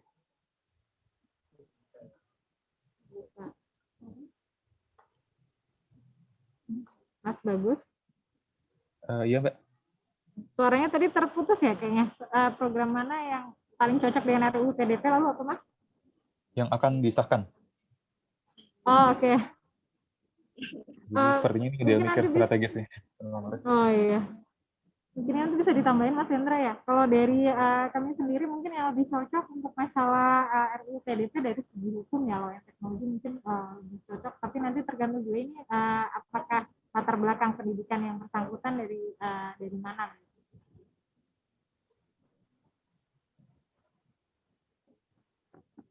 Oke, terima kasih banyak Vina untuk jawabannya. Lalu ini ada pertanyaan berikutnya lagi dari Nuzul Hesti Pranita. Apakah jika sekarang saya sedang tidak bekerja tapi punya pengalaman kerja 3 tahun di bidang ICT boleh mendaftar? Jadi mungkin sepertinya ada juga pelamar yang punya pengalaman kerja tapi tidak sedang terikat dalam pekerjaan sekarang. Mungkin bisa dibantu menjawab dari Bu Indi dulu. Ya, sekarang sebenarnya sih gini, yang lamar beasiswa itu kan harus salah satu faktor paling penting adalah motivation statement, di mana dalamnya adalah ada satu paparan, satu proposition dari si applicant, apa sih motivasi dia mendaftar beasiswa, gitu kan? Sehingga beasiswa itu kan sebenarnya satu investasi dari kami, dari Kominfo gitu ya. Jadi what's in it for us gitu. Kita invest di kamu itu untuk apa? Itu kan harus ada return-nya kan. Jadi jadi bukan masalah udah kerja apa belum sebenarnya, tapi apa nih ini apa namanya prospek buat kami apa gitu jika kami invest di Anda. Jadi kalau misalkan itu bisa di-convey secara jelas, ya go ahead. Jadi kalau misalkan ini saya ekstrim ya, saya ekstrim banget nih. Saya mau mau ambil S2 karena ya supaya keren-kerenan lah, supaya punya S2 gitu, supaya ya buat kita apa ininya gitu loh. Buat kami apa? Benefitnya apa? Gitu. Dari sisi investasi kan, kalau kita beli saham kan juga harus ada return-nya harus jelas gitu ya. Tiap tahun naik misalkan gitu. Nah, ini sama juga investasi, ini biasanya investasi. Jadi harus dijelaskan. Nah, makanya secara umum sih misalkan kamu punya pekerjaan mungkin agak lebih mudah ya untuk menampilkan satu proyeksi ke depan tentang saya 5 tahun lagi ada di mana gitu. Bisa nggak kamu cerita ya, bukan cuma sekedar mimpi ya, tapi memang mimpi yang didukung gitu loh oleh pengalaman, terus kemudian pencapaian, prestasi. Nah, itu mendukung proyeksi yang kalian berikan kepada kami. Gitu kira-kira. Ya, terima kasih dari Bu Indi. Tadi cukup jelas ya mungkin untuk pelamar tadi. Mungkin dari Mas Hendra atau Mbak Vina mau menambahkan?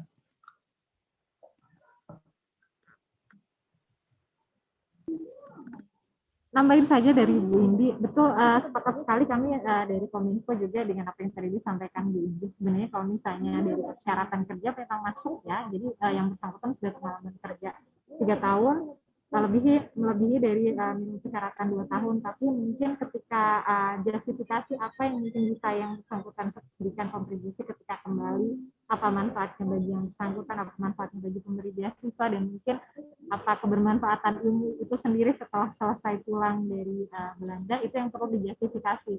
Apabila mungkin sekarang nih yang bersangkutan masih belum bekerja tapi sedang merintis startup dan kemudian membutuhkan ilmu yang lebih lagi untuk mendukung bisnisnya, mungkin itu bisa jadi justifikasi yang lebih lagi yang mungkin bisa membantu untuk proses aplikasi. Tapi kalau misalnya yang bersangkutan masih belum juga punya gambaran ke depannya seperti apa, mungkin itu agak susah ya, akan jadi sedikit hindran untuk aplikasi beasiswa. Gitu. Ya, jadi cukup jelas ya mungkin tadi untuk penanyanya. Jadi memang beasiswa itu pada umumnya mencari orang yang kalau mau dibilang tuh sudah selesai dengan dirinya sendiri. Jadi sudah jelas tujuan ke depannya itu mau seperti apa dan apa yang mau dilakukan setelah lulus gitu. Oke, berikutnya. Ini ada yang bertanya, apakah setelah menempuh pendidikan akan terikat ikatan dinas dengan Kominfo atau terikat program Kominfo atau bebas bekerja dimanapun? Dari Dian Kurniasari. Mungkin perlu dijelaskan dari Mas Hendra, silakan. Ya, baik Mas Bagus, makasih. Ya, kalau ikatan dinas kami enggak, tapi yang pasti harus kembali ke Indonesia.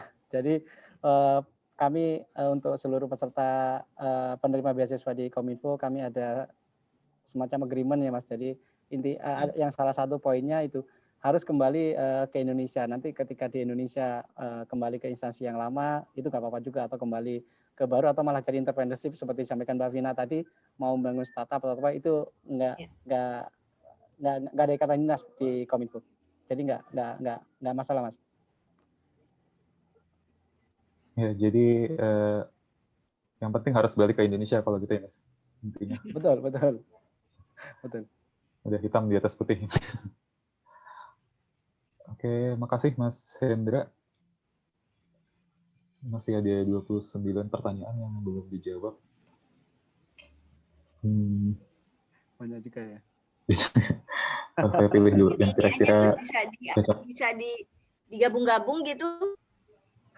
Kebanyakan teknis sih pertanyaannya. Iya. Oke. Beberapa ini tanya soal pilihan universitas. Jadi memang kalau untuk universitas yang Kominfo reguler hanya ada University of Twente, Mas Hendra.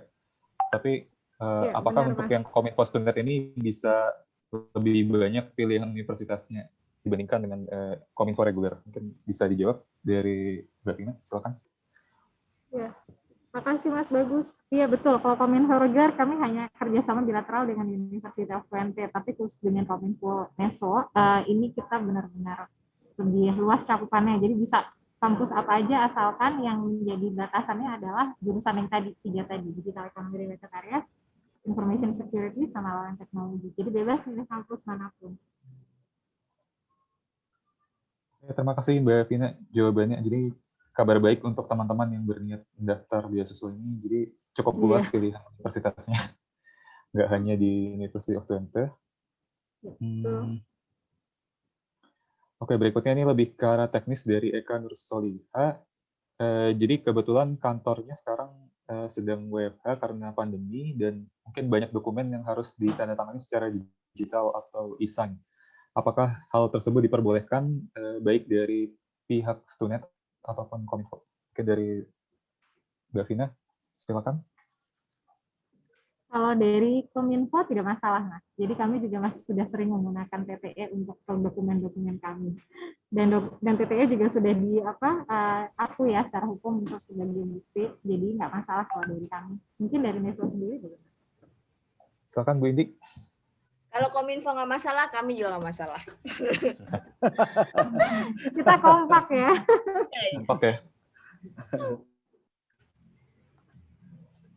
Oke, berikutnya ini ada yang mungkin bertanya seputar apakah pengalaman internship dan part-time di bidang digital ekonomi bisa dihitung sebagai pengalaman kerja 2 tahun tersebut? Yang dari Elvida Gifani Fahmi. Silakan dari Mas Hendra dulu untuk dijawab.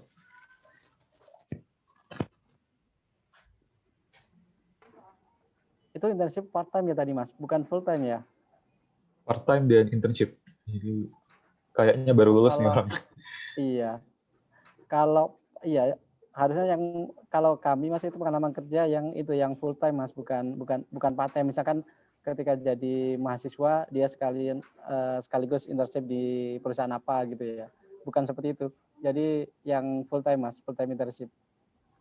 Bukan part time ketika misalkan masih menjadi mahasiswa kemudian magang di mana selama berapa bulan. Digabungan sih sebenarnya nggak apa-apa, tapi kalau yang dimaksud seperti itu bukan seperti itu yang kami maksud Mas. Yang full time internship Mas. Oke, terima kasih. Mungkin sedikit menambahkan ya Mas Bagus ya. Jadi ini buat sebagai pertimbangan aja buat teman-teman yang mau apply. Kenapa sih ketika orang mau apply beasiswa itu kebanyakan membutuhkan pengalaman kerja gitu. Karena ketika teman-teman misalnya lulus dari S1 straight langsung ambil S2, kebanyakan itu masih belum tahu sebenarnya ke depannya tuh masa depannya saya tuh mau dibawa kemana gitu. Terus apa yang mau dikontribusikan, apa sih manfaat buat saya, dan waktu pengalaman kerja selama 2 tahun itu bisa menjadi salah satu bisa menjadi waktu teman-teman untuk self reflection gitu, untuk banyak-banyak kontemplasi sebenarnya ini apa yang saya mau ambil ketika saya mau ambil S2, ilmu apa yang kemudian bermanfaat bagi saya, dan ilmu apa yang kemudian ini bagi pemberi beasiswa ini bermanfaat, dan apa yang bisa saya kontribusikan lagi gitu, mungkin ke masyarakat gitu. Jadi sebenarnya maksud dari pengalaman kerja itu adalah itu sendiri. Jadi kalau misalnya dari sudah memahami konsep itu, masalah magang dan masalah part time itu sudah bukan menjadi pertimbangan lagi, karena memang harus full time employment. Karena dengan mendapatkan full time employment itu teman-teman bisa jadi mengerti sebenarnya apa sih yang dibutuhkan di dunia kerja itu, ilmu apa yang bisa saya kontribusikan. Itu Mas Bagus. Ya, terima kasih. Jawabannya cukup jelas dari Mbak Vina ya. Mungkin Bu Indi mau menambahkan? Silakan. Sama sih saya pikir. Jadi sebenarnya it's about prospek kan. Sebenarnya prospek apa yang teman-teman mau jual gitu ke kami gitu ya kan, gampangannya kan gitu kan. Jadi sejauh ya siapa yang paling prospektif gitu. Jadi kalau misalkan pengalaman kerja, magang atau apapun itu bisa menambah value dari proposition Anda, go ahead gitu loh. Tapi kalau misalkan ya nggak ada ininya, nggak ada value-nya, ya aplikasi Anda juga garing gitu loh, menurut saya gitu. Jadi benar-benar case by case ya. Jadi saya bukan masalah boleh atau enggak gitu ya. Boleh aja ditaruh, cuman kan sejauh mana Anda bisa mengkaitkan CV gitu ya, pencapaian, terus kemudian perjalanan karir katakanlah, atau apa namanya prestasi akademis gitu, bisa mendukung tujuan Anda untuk sekolah atau S2 di Belanda dengan beasiswa gitu. Jadi kira-kira seperti itu. Oke, terima kasih. Cukup jelas ya. Ini jawabannya tadi. Kebetulan ada juga yang bertanya tentang apakah pekerja freelance termasuk pengalaman kerja. Jadi sepertinya cukup terjawab ya dengan jawaban yang tadi. Selanjutnya ini dari Fikran Al-Furqan, apakah total 2 tahun bekerja, 1 tahun sebagai CPNS, dan 1 tahun sebagai PNS diperbolehkan, atau 2 tahun terhitung sejak pengangkatan PNS? Ya, silakan mungkin dari Bu Indi dulu untuk membantu jawab, atau Mbak Vina ya? Ya. Silakan Mbak Vina. Ya, betul, diperbolehkan. Jadi sebenarnya 2 tahun itu mulai dari awal kerja ya. Kenapa kita buat 2 tahun itu? Karena emang itu berdasarkan surat edaran dari Menpan RB. Jadi 2 tahun itu dihitung dari sejak yang bersangkutan menjadi CPNS. Jadi karena salah 1 tahun CPNS, 1 tahun PNS, yang masalah salah akumulasi pengalaman kerjanya dari CPNS adalah 2 tahun. Begitu, terima kasih Mas. Ya, kalau dari saya sama, Kominfo nggak masalah, kita nggak masalah. Ya, kompak ya. Okay. Ya, kompak Pak. Oke, kita sudah hampir setengah 12. Masih banyak pertanyaan. Dari Imade Aditya Dana Najaya bertanya, pagi untuk surat izin dari atasan, apa boleh diganti dengan surat rekomendasi dari dosen, mengingat di masa pandemi ini banyak pekerja yang dirumahkan atau tidak bekerja. Jadi mungkin ini ada beberapa pertanyaan yang cukup mirip juga tentang kandidat yang sedang tidak bekerja. Apakah mereka masih tetap perlu melampirkan surat rekomendasi tersebut dari employer karena memang kondisinya sedang tidak bekerja namun mempunyai pengalaman kerja? Mungkin dari Mas Hendra dulu, silakan. Ada surat izin atasan, ada surat rekomendasi ya Mas ya. Itu sebenarnya tidak bisa saling menggantikan Mas. Jadi kalau posisi WFH sebenarnya yaitu tadi, jadi kita segala dokumen kan dikirim tidak dikirim fisik ke Kominfo sebenarnya. Jadi apa? Surat izin atasan pun bisa menggunakan tanda tangan elektronik tadi seperti disampaikan Mbak Elvina. Jadi tetap bukan dokumen yang saling menggantikan. Jadi tetap ada surat izin atasan untuk yang sudah bekerja, kemudian surat rekomendasi. Kalau yang tidak sedang bekerja atau misalkan dia bekerja tapi tidak di suatu instansi entah wirausaha atau apa itu cukup dengan surat keterangan aja Mas. Yang penting ada bisa membuktikan bahwa dia posisinya sudah punya pengalaman baik itu bekerja di instansi atau bekerja sendiri dalam tanda kutip dia seorang entrepreneur Mas. Seperti itu Mas Bagus. Ya, terima kasih Mas Hendra. Mungkin dari Mbak Vina mau menambahkan? Atau sudah cukup jelas? Oke. Ya, Bu Indi kebetulan hanya bisa bergabung sampai setengah 12, jadi beliau undur diri lebih dahulu dari kita. Oke, pertanyaan berikutnya dari Fikran, dari Tita Ayu Divya Surya. Selamat pagi, mau tanya apakah program International Communication Management dari The Hague University of Applied Sciences masuk dalam lingkup Digital Economy Studies yang disyaratkan pada beasiswa setengah Kominfo ini. Jadi ini program studinya komunikasi, namun dia bertanya apakah ini bisa dikaitkan dengan digital economy tadi dalam prioritasnya beasiswa Kominfo Student. Mungkin saya serahkan kepada Mbak Elvina untuk menjawab. Terima kasih Mas Bagus. Jadi hampir sama tadi pertanyaan yang di awal yang tadi terkait digital marketing sama digital economy related areas itu apa aja yang di-cover. Sebenarnya tergantung bagaimana nanti teman-teman bisa menjustifikasi apakah jurusan yang kalian pilih itu sesuai dengan topik dalam lingkup digital economy related areas yang tadi kita sebutkan adalah satu tema topik besar yang menjadi payung untuk jurusan-jurusan yang banyak gitu yang terkait dengan digital economy. Jadi kalau misalnya di dalam modul salah satu di dalam modulnya si international communication management tadi itu ada modul-modul di dalamnya yang menurut teman-teman itu bisa dikaitkan di dalam digital ekonomi, silakan aja apply aja. Jadi mungkin nanti ketika kalian apply, bisa sekalian dilampirkan modul-modul dari kampus. Jadi untuk bisa menjadi pertimbangan dari Kominfo dan Stunet untuk memperbolehkan si pendaftar atau pelamar untuk apply di kampus tersebut. Gitu aja Mas Bagus. Oke, terima kasih Mbak Vina. Tadi cukup jelas jawabannya ya. Oke. Berikutnya dari Dea Sekar Arum. Mohon maaf apabila ini sudah ditanyakan sebelumnya dan sudah dijawab. Mengenai surat izin, apakah wajib? Bagaimana jika saya tidak akan kembali ke instansi sebelumnya?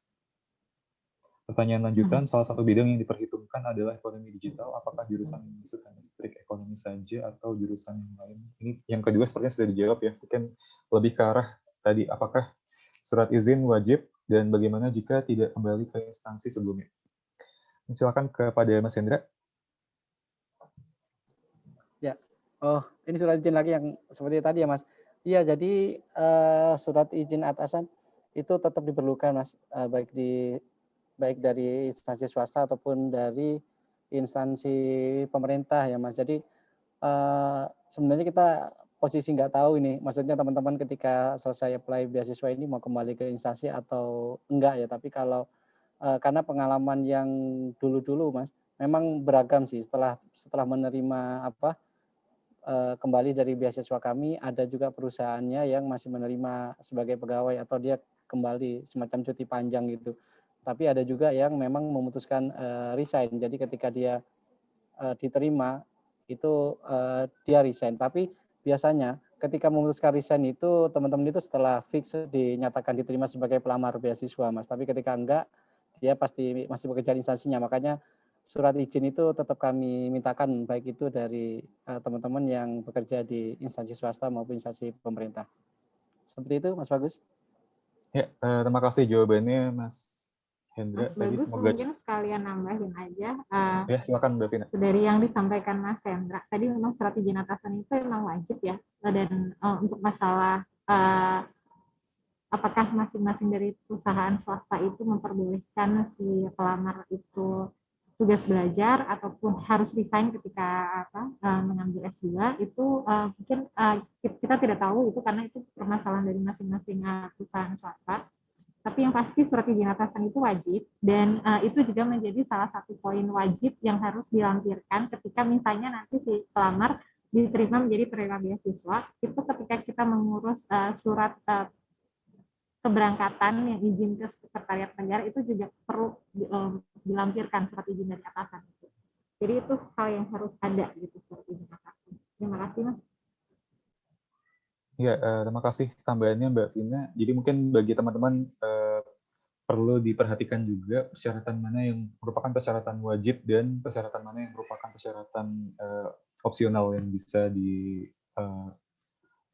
diabaikan jika misalnya tidak applicable untuk teman-teman. Oke.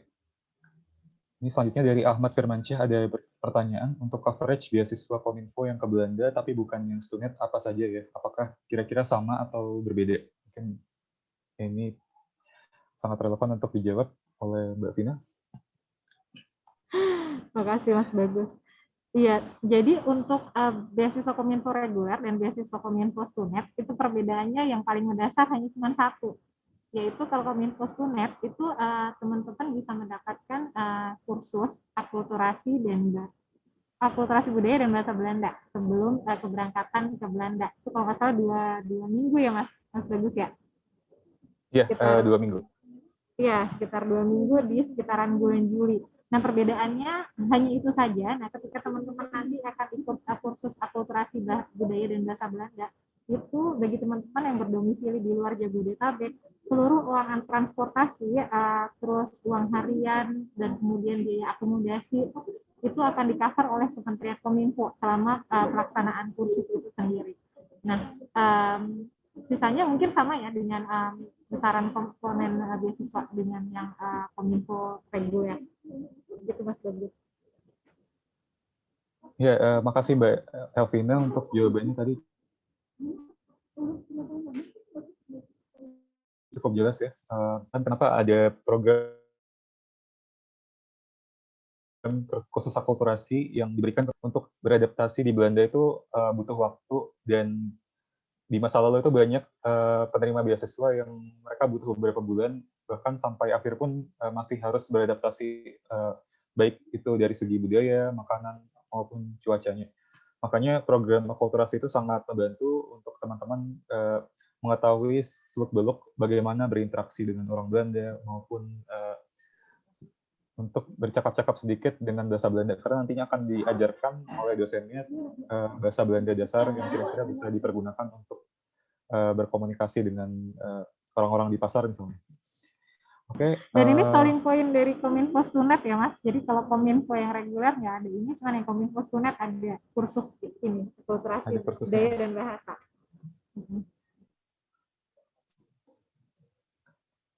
Oke, masih ada 8 pertanyaan yang belum dijawab. Ini berikutnya masih seputar beasiswa Kominfo, cuma ini bertanya tentang beasiswa dalam negeri dari Yeremia Satrio. Selamat siang, saya Yeremia ingin bertanya, apabila saya masih terikat ikatan dinas dan ingin mengikuti program dalam negeri, apakah jadwal perkuliahan dapat menyesuaikan jam kerja? Terima kasih.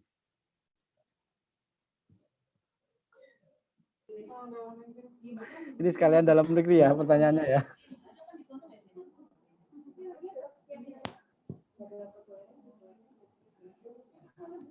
Halo? Ya. Terputus ya Mas Bagus? Bisa didengar ya? Bisa ya? Ya, bisa sekarang. Oke. Ya.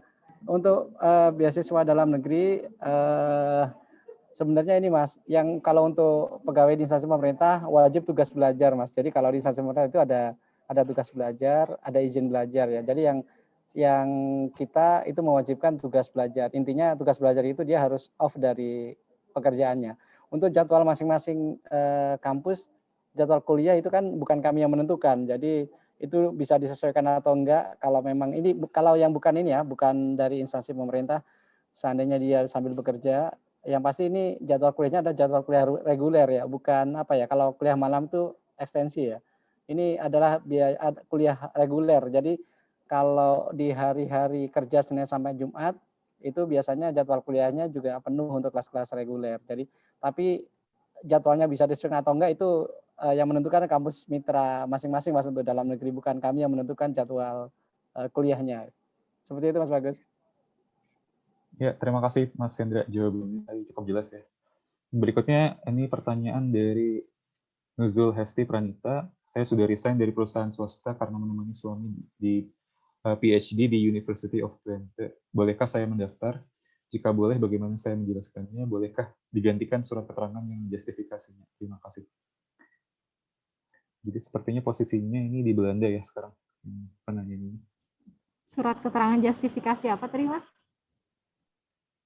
Jadi ini posisinya sekarang Mbak Nuzul Hesti ini lagi di Belanda karena menemani suaminya untuk PhD di University of Twente. Jadi dia bertanya apakah dia boleh mendaftar. Mungkin kalau dari Stunet kita perlu menjelaskan kalau untuk mendaftar beasiswa Stunet itu harus sedang berdomisili di Indonesia, dan jadi memang kalau misalnya sekarang sedang berada di Belanda menemani suami PhD di Belanda itu tidak eligible untuk mendaftar beasiswa Stunet. Tapi mungkin dari Kominfo ada pendapat lain.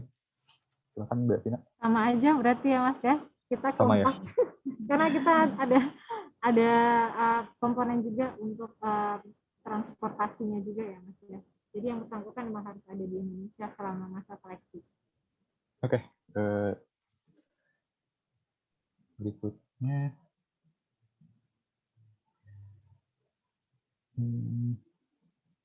Dari Wilbert Gilchrist-Siarana Mual bertanya, saya mau bertanya berhubung Stunet itu tidak bisa join program antar universitas di Belanda, sementara jurusan cyber security di Belanda kebanyakan antar universitas kerjasama seperti TU Delft dengan Twente, lalu TU Eindhoven dengan Radboud University. Apakah hal yang sama berlaku untuk beasiswa Kominfo Student atau ada perbedaan?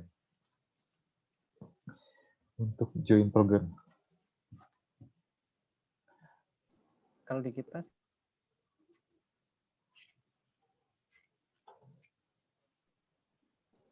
Kalau Mas Hendra mungkin mau jawab, Mas? ya, ini sebenarnya Oke. mungkin silakan Rina. Ya, ini mungkin kalau dari ini lebih ke Sunet ya, Mas ya. Kalau dari kita dari Kominfo sebenarnya apakah yang bersangkutan sudah mendapatkan LOA dari kampus. Jadi kalau misalnya dari kampusnya join double degree antar kampus dari Kominfo asal itu double degree-nya hanya di antara universitas di Belanda sih tidak masalah. Tapi mungkin ini dari Sunetnya sendiri bagaimana kebijakan? Kalau dari student itu sebenarnya kita nggak memperbolehkan untuk join degree karena memang biasanya itu akan menyulitkan proses administrasi untuk dengan universitasnya, karena itu kita membatasi untuk hanya program studi yang dilaksanakan oleh satu universitas dan hanya yang di Belanda saja gitu. Jadi mungkin kalau misalnya ada program studi yang dilaksanakan lebih dari satu universitas, itu kita tidak menyarankan, lebih baik untuk yang jelas dilaksanakan oleh satu universitas saja dan secara full time di Belanda gitu. Seperti itu. Ya. Oke, makasih Mas Bagus. Ya. Berikutnya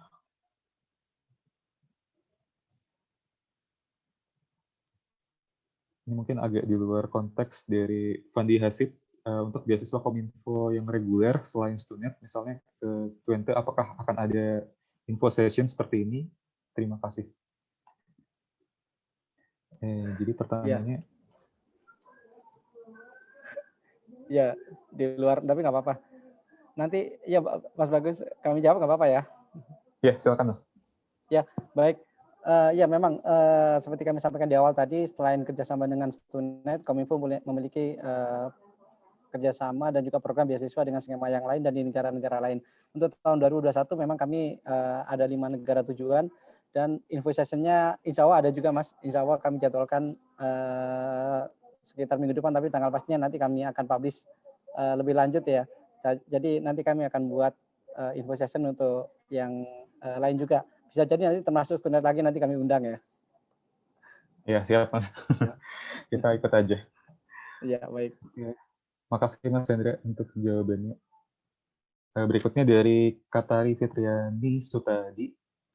Ini masih seputar digital business, digital ekonomi. Kalau saya ingin mengambil digital business sebagai spesialisasi dari program Master of Marketing, apakah bisa? Apakah itu dianggap sebagai bagian dari digital ekonomi? Jawabannya mungkin kurang lebih sama ya Mas dengan yang tadi. Betul Mas, masih berkaitan itu sebetulnya. Masih berkaitan, jadi memang cukup luas untuk pilihan bidang studinya. Jadi tergantung dari pintar-pintarnya teman-teman menyesuaikan dengan motivasinya.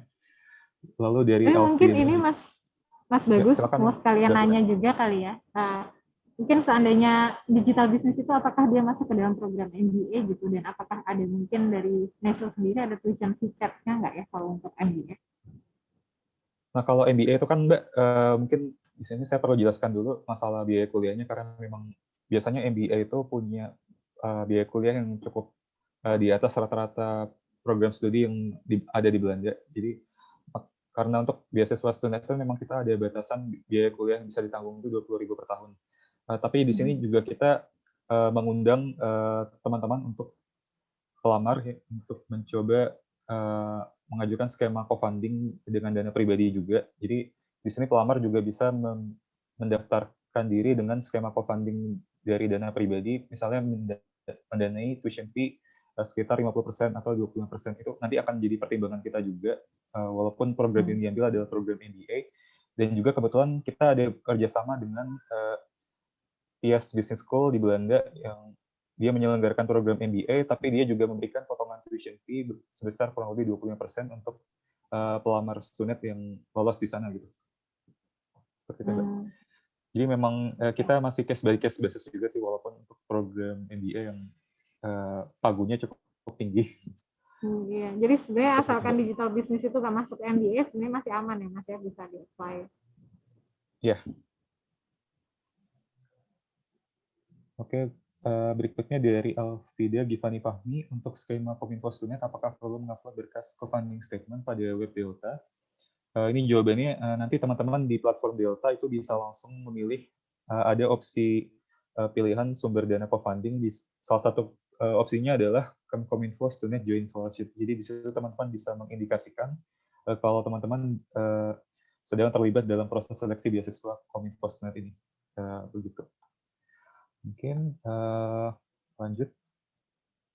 Saya lulus di jurusan Hukum Program General di Maastricht University. Apakah saya bisa memilih jurusan tersebut di Student ataupun Kominfo Joint Scholarship? Oke, mungkin saya sarankan kepada Mbak Vina untuk menjawab. Ini maksudnya lulus S1-nya lulus dari Maastricht atau dia udah dapat LOA dari Maastricht ya? Ini nggak jelas juga. Iya. Mungkin kalau misalnya dia lulusan dari Maastricht, sebenarnya kita nggak ada batasan ya, apakah dia yang bersangkutan itu lulusan dari luar negeri atau dalam negeri.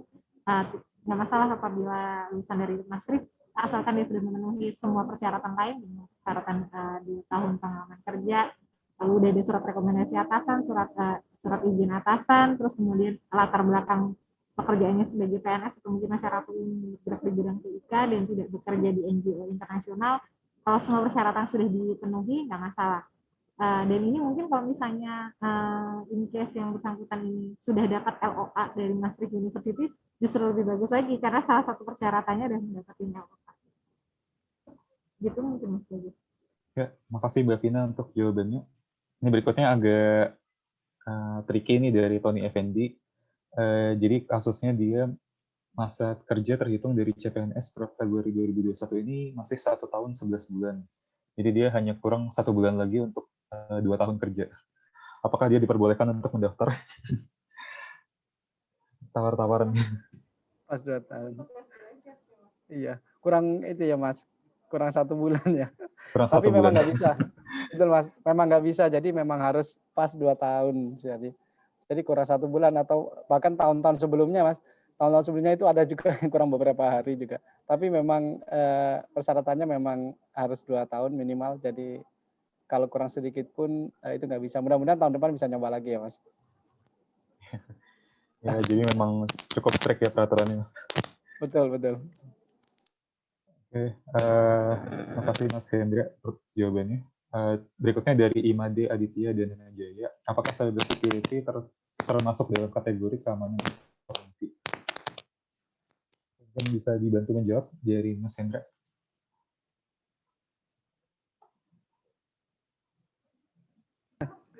Apakah cyber security termasuk keamanan? Iya, cyber security kan keamanan informasi sebenarnya Mas. Yaitu cyber security itu keamanan informasi itu sendiri sebenarnya. Ini bahasa Inggrisnya ya? Iya, betul Mas. Itu termasuk berarti jawabannya. Ya, jadi cukup jelas. Ini kita tinggal 2 pertanyaan lagi mungkin sebelum penutup. Yang pertama Ilham Syahidi. Halo Kak, program beasiswa ini apakah akan selalu ada di tiap awal tahun? Kira-kira ada nggak Mas tahun depan? Mas Indra? Kalau ini ya, kalau Kominfo Student ya insya Allah ada ya Mas. Insya Allah kita akan kerjasama ini akan itu ya, akan berlanjut di tahun-tahun berikutnya, mudah-mudahan.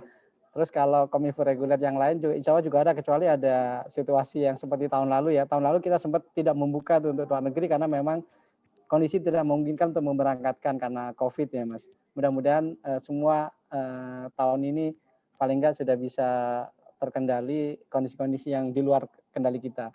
Insya Allah tahun ke depan masih ada lagi Mas. Oke, makasih Mas Hendra jawabannya. Ini pertanyaan terakhir yang ada di kolom Q&A dari Rahmat Setiawan.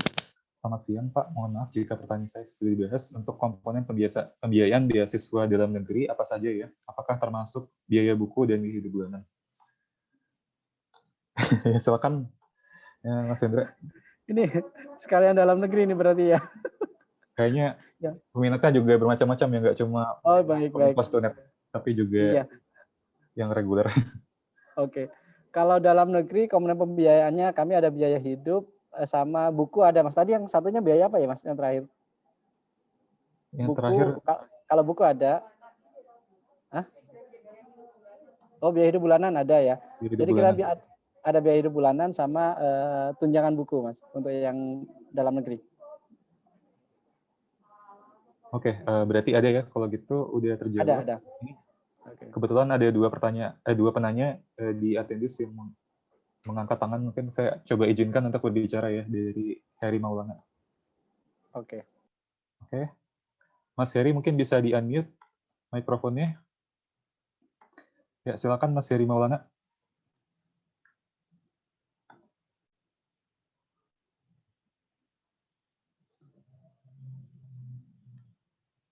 Halo Mas Heri. Tidak ada suaranya.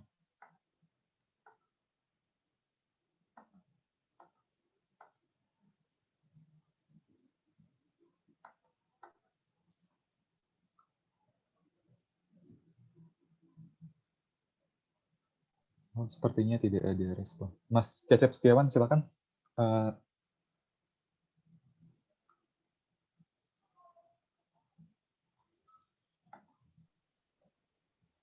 Halo. Oh, jangan-jangan ini bukan raise hand, tapi pencet mungkin ya. Pencet mungkin ya.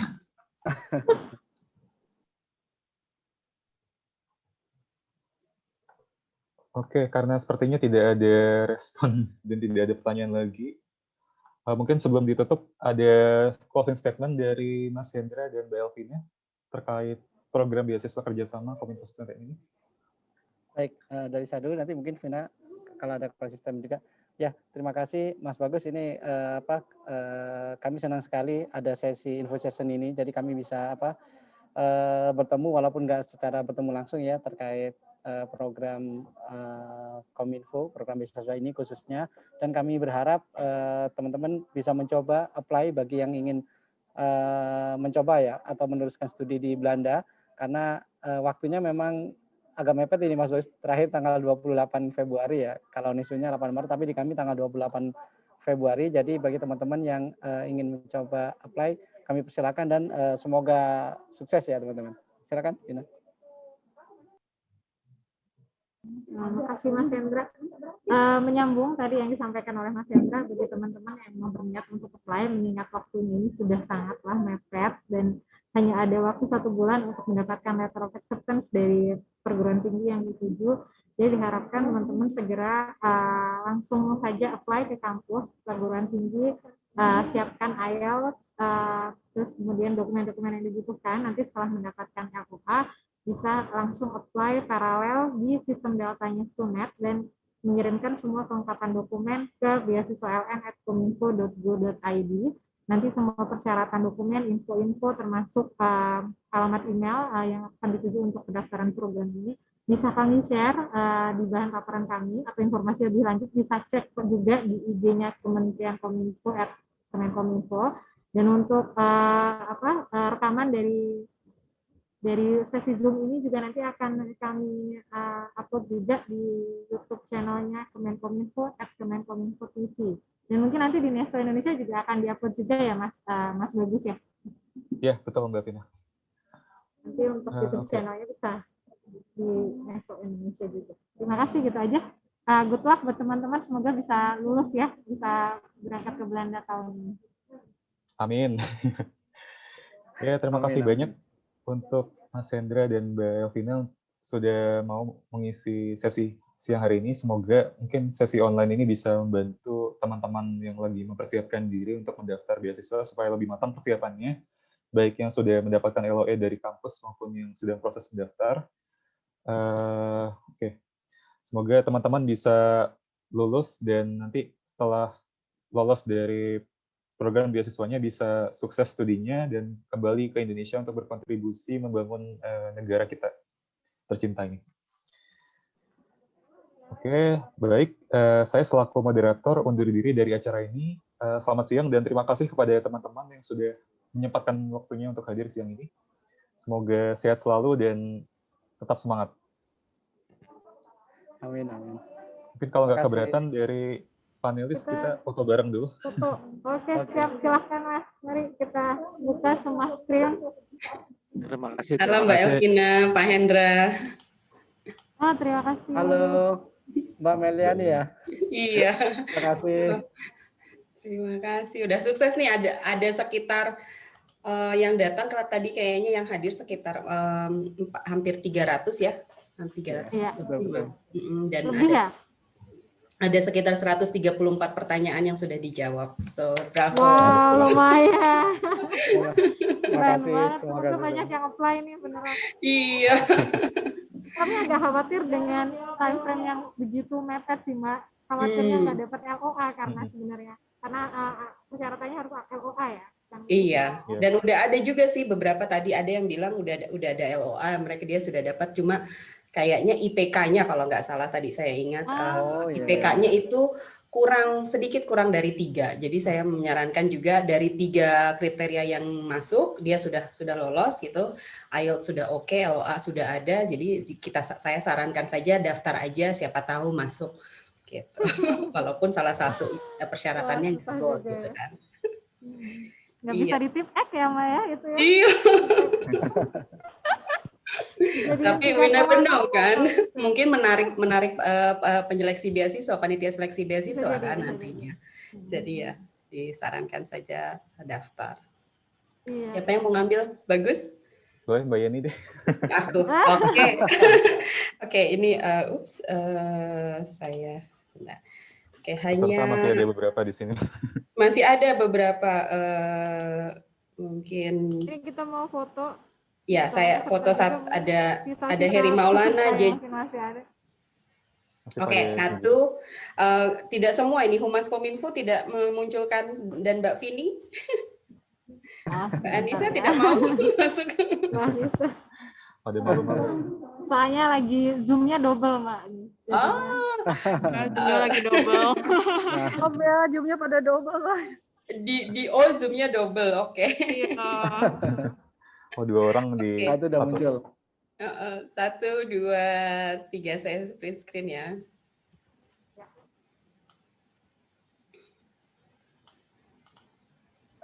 Satu lagi, just in case. 1, 2, 3. Oke. Senyumnya nggak kelihatan ya. Iya, pakai masker ya. Oh, benar. Tapi matanya kok kelihatan kok kalau senyum. Makasih banyak lo, Mbak Melani. Makasih banyak. Makasih banyak ya. Makasih banyak kesempatannya. Sampai ketemu. Terima kasih. Satu pertanyaan lagi nih Mas Bagus, mungkin saya mau tahu ini kalau misalnya kita bisa tahu nggak ya kira-kira ada berapa orang gitu yang apply ke datanya Stunet yang untuk khusus beasiswa Kominfo Stunet gitu? Oh iya, kita bisa cek sih Mbak itu di database kita. Oh gitu, itu jadi ada pilihannya yang Stunet reguler sama Kominfo Stunet gitu ya? Ya, ada pilihannya gitu. Nanti mereka bisa ngisi. Jadi ada section yang menerangkan tentang co-funding. Di situ mereka bisa memilih ke Kominfo Student Join Scholarship gitu. Jadi kelihatan sih siapa aja yang daftar gitu. Jadi kalau nggak pilih Kemkominfo nanti dia di jalur reguler ya Gus ya? Iya, tapi kalau misalnya ada yang sudah terlanjur daftar, terus dia pengen daftar Kemkominfo Join Scholarship juga, itu kita masih bisa modify sih datanya. Jadi tinggal dilaporkan aja ke kita gitu. Oke. Tapi kan dia harus daftar di Kominfo dulu kan? Iya. Tapi kan kemarin kebetulan ada 1 orang yang dia udah terlanjur daftar, terus dia barusan lihat pengumuman, oh ada nih Kominfo Join Scholarship, Join Scholarship gitu, terus dia tertarik daftar. Itu bisa sih diperbarui datanya. Ingatkan saja berarti nanti diingatkan untuk daftar juga di Kominfo. Iya. Mudah-mudahan rame. Mudah-mudahan rame. Amin. Walaupun cuma 5. Iya. Oke. Ya udah, makasih banyak. Makasih banyak semuanya. Terima kasih. Sehat selalu. Sehat selalu ya. Amin. Terima kasih. Sehat selalu.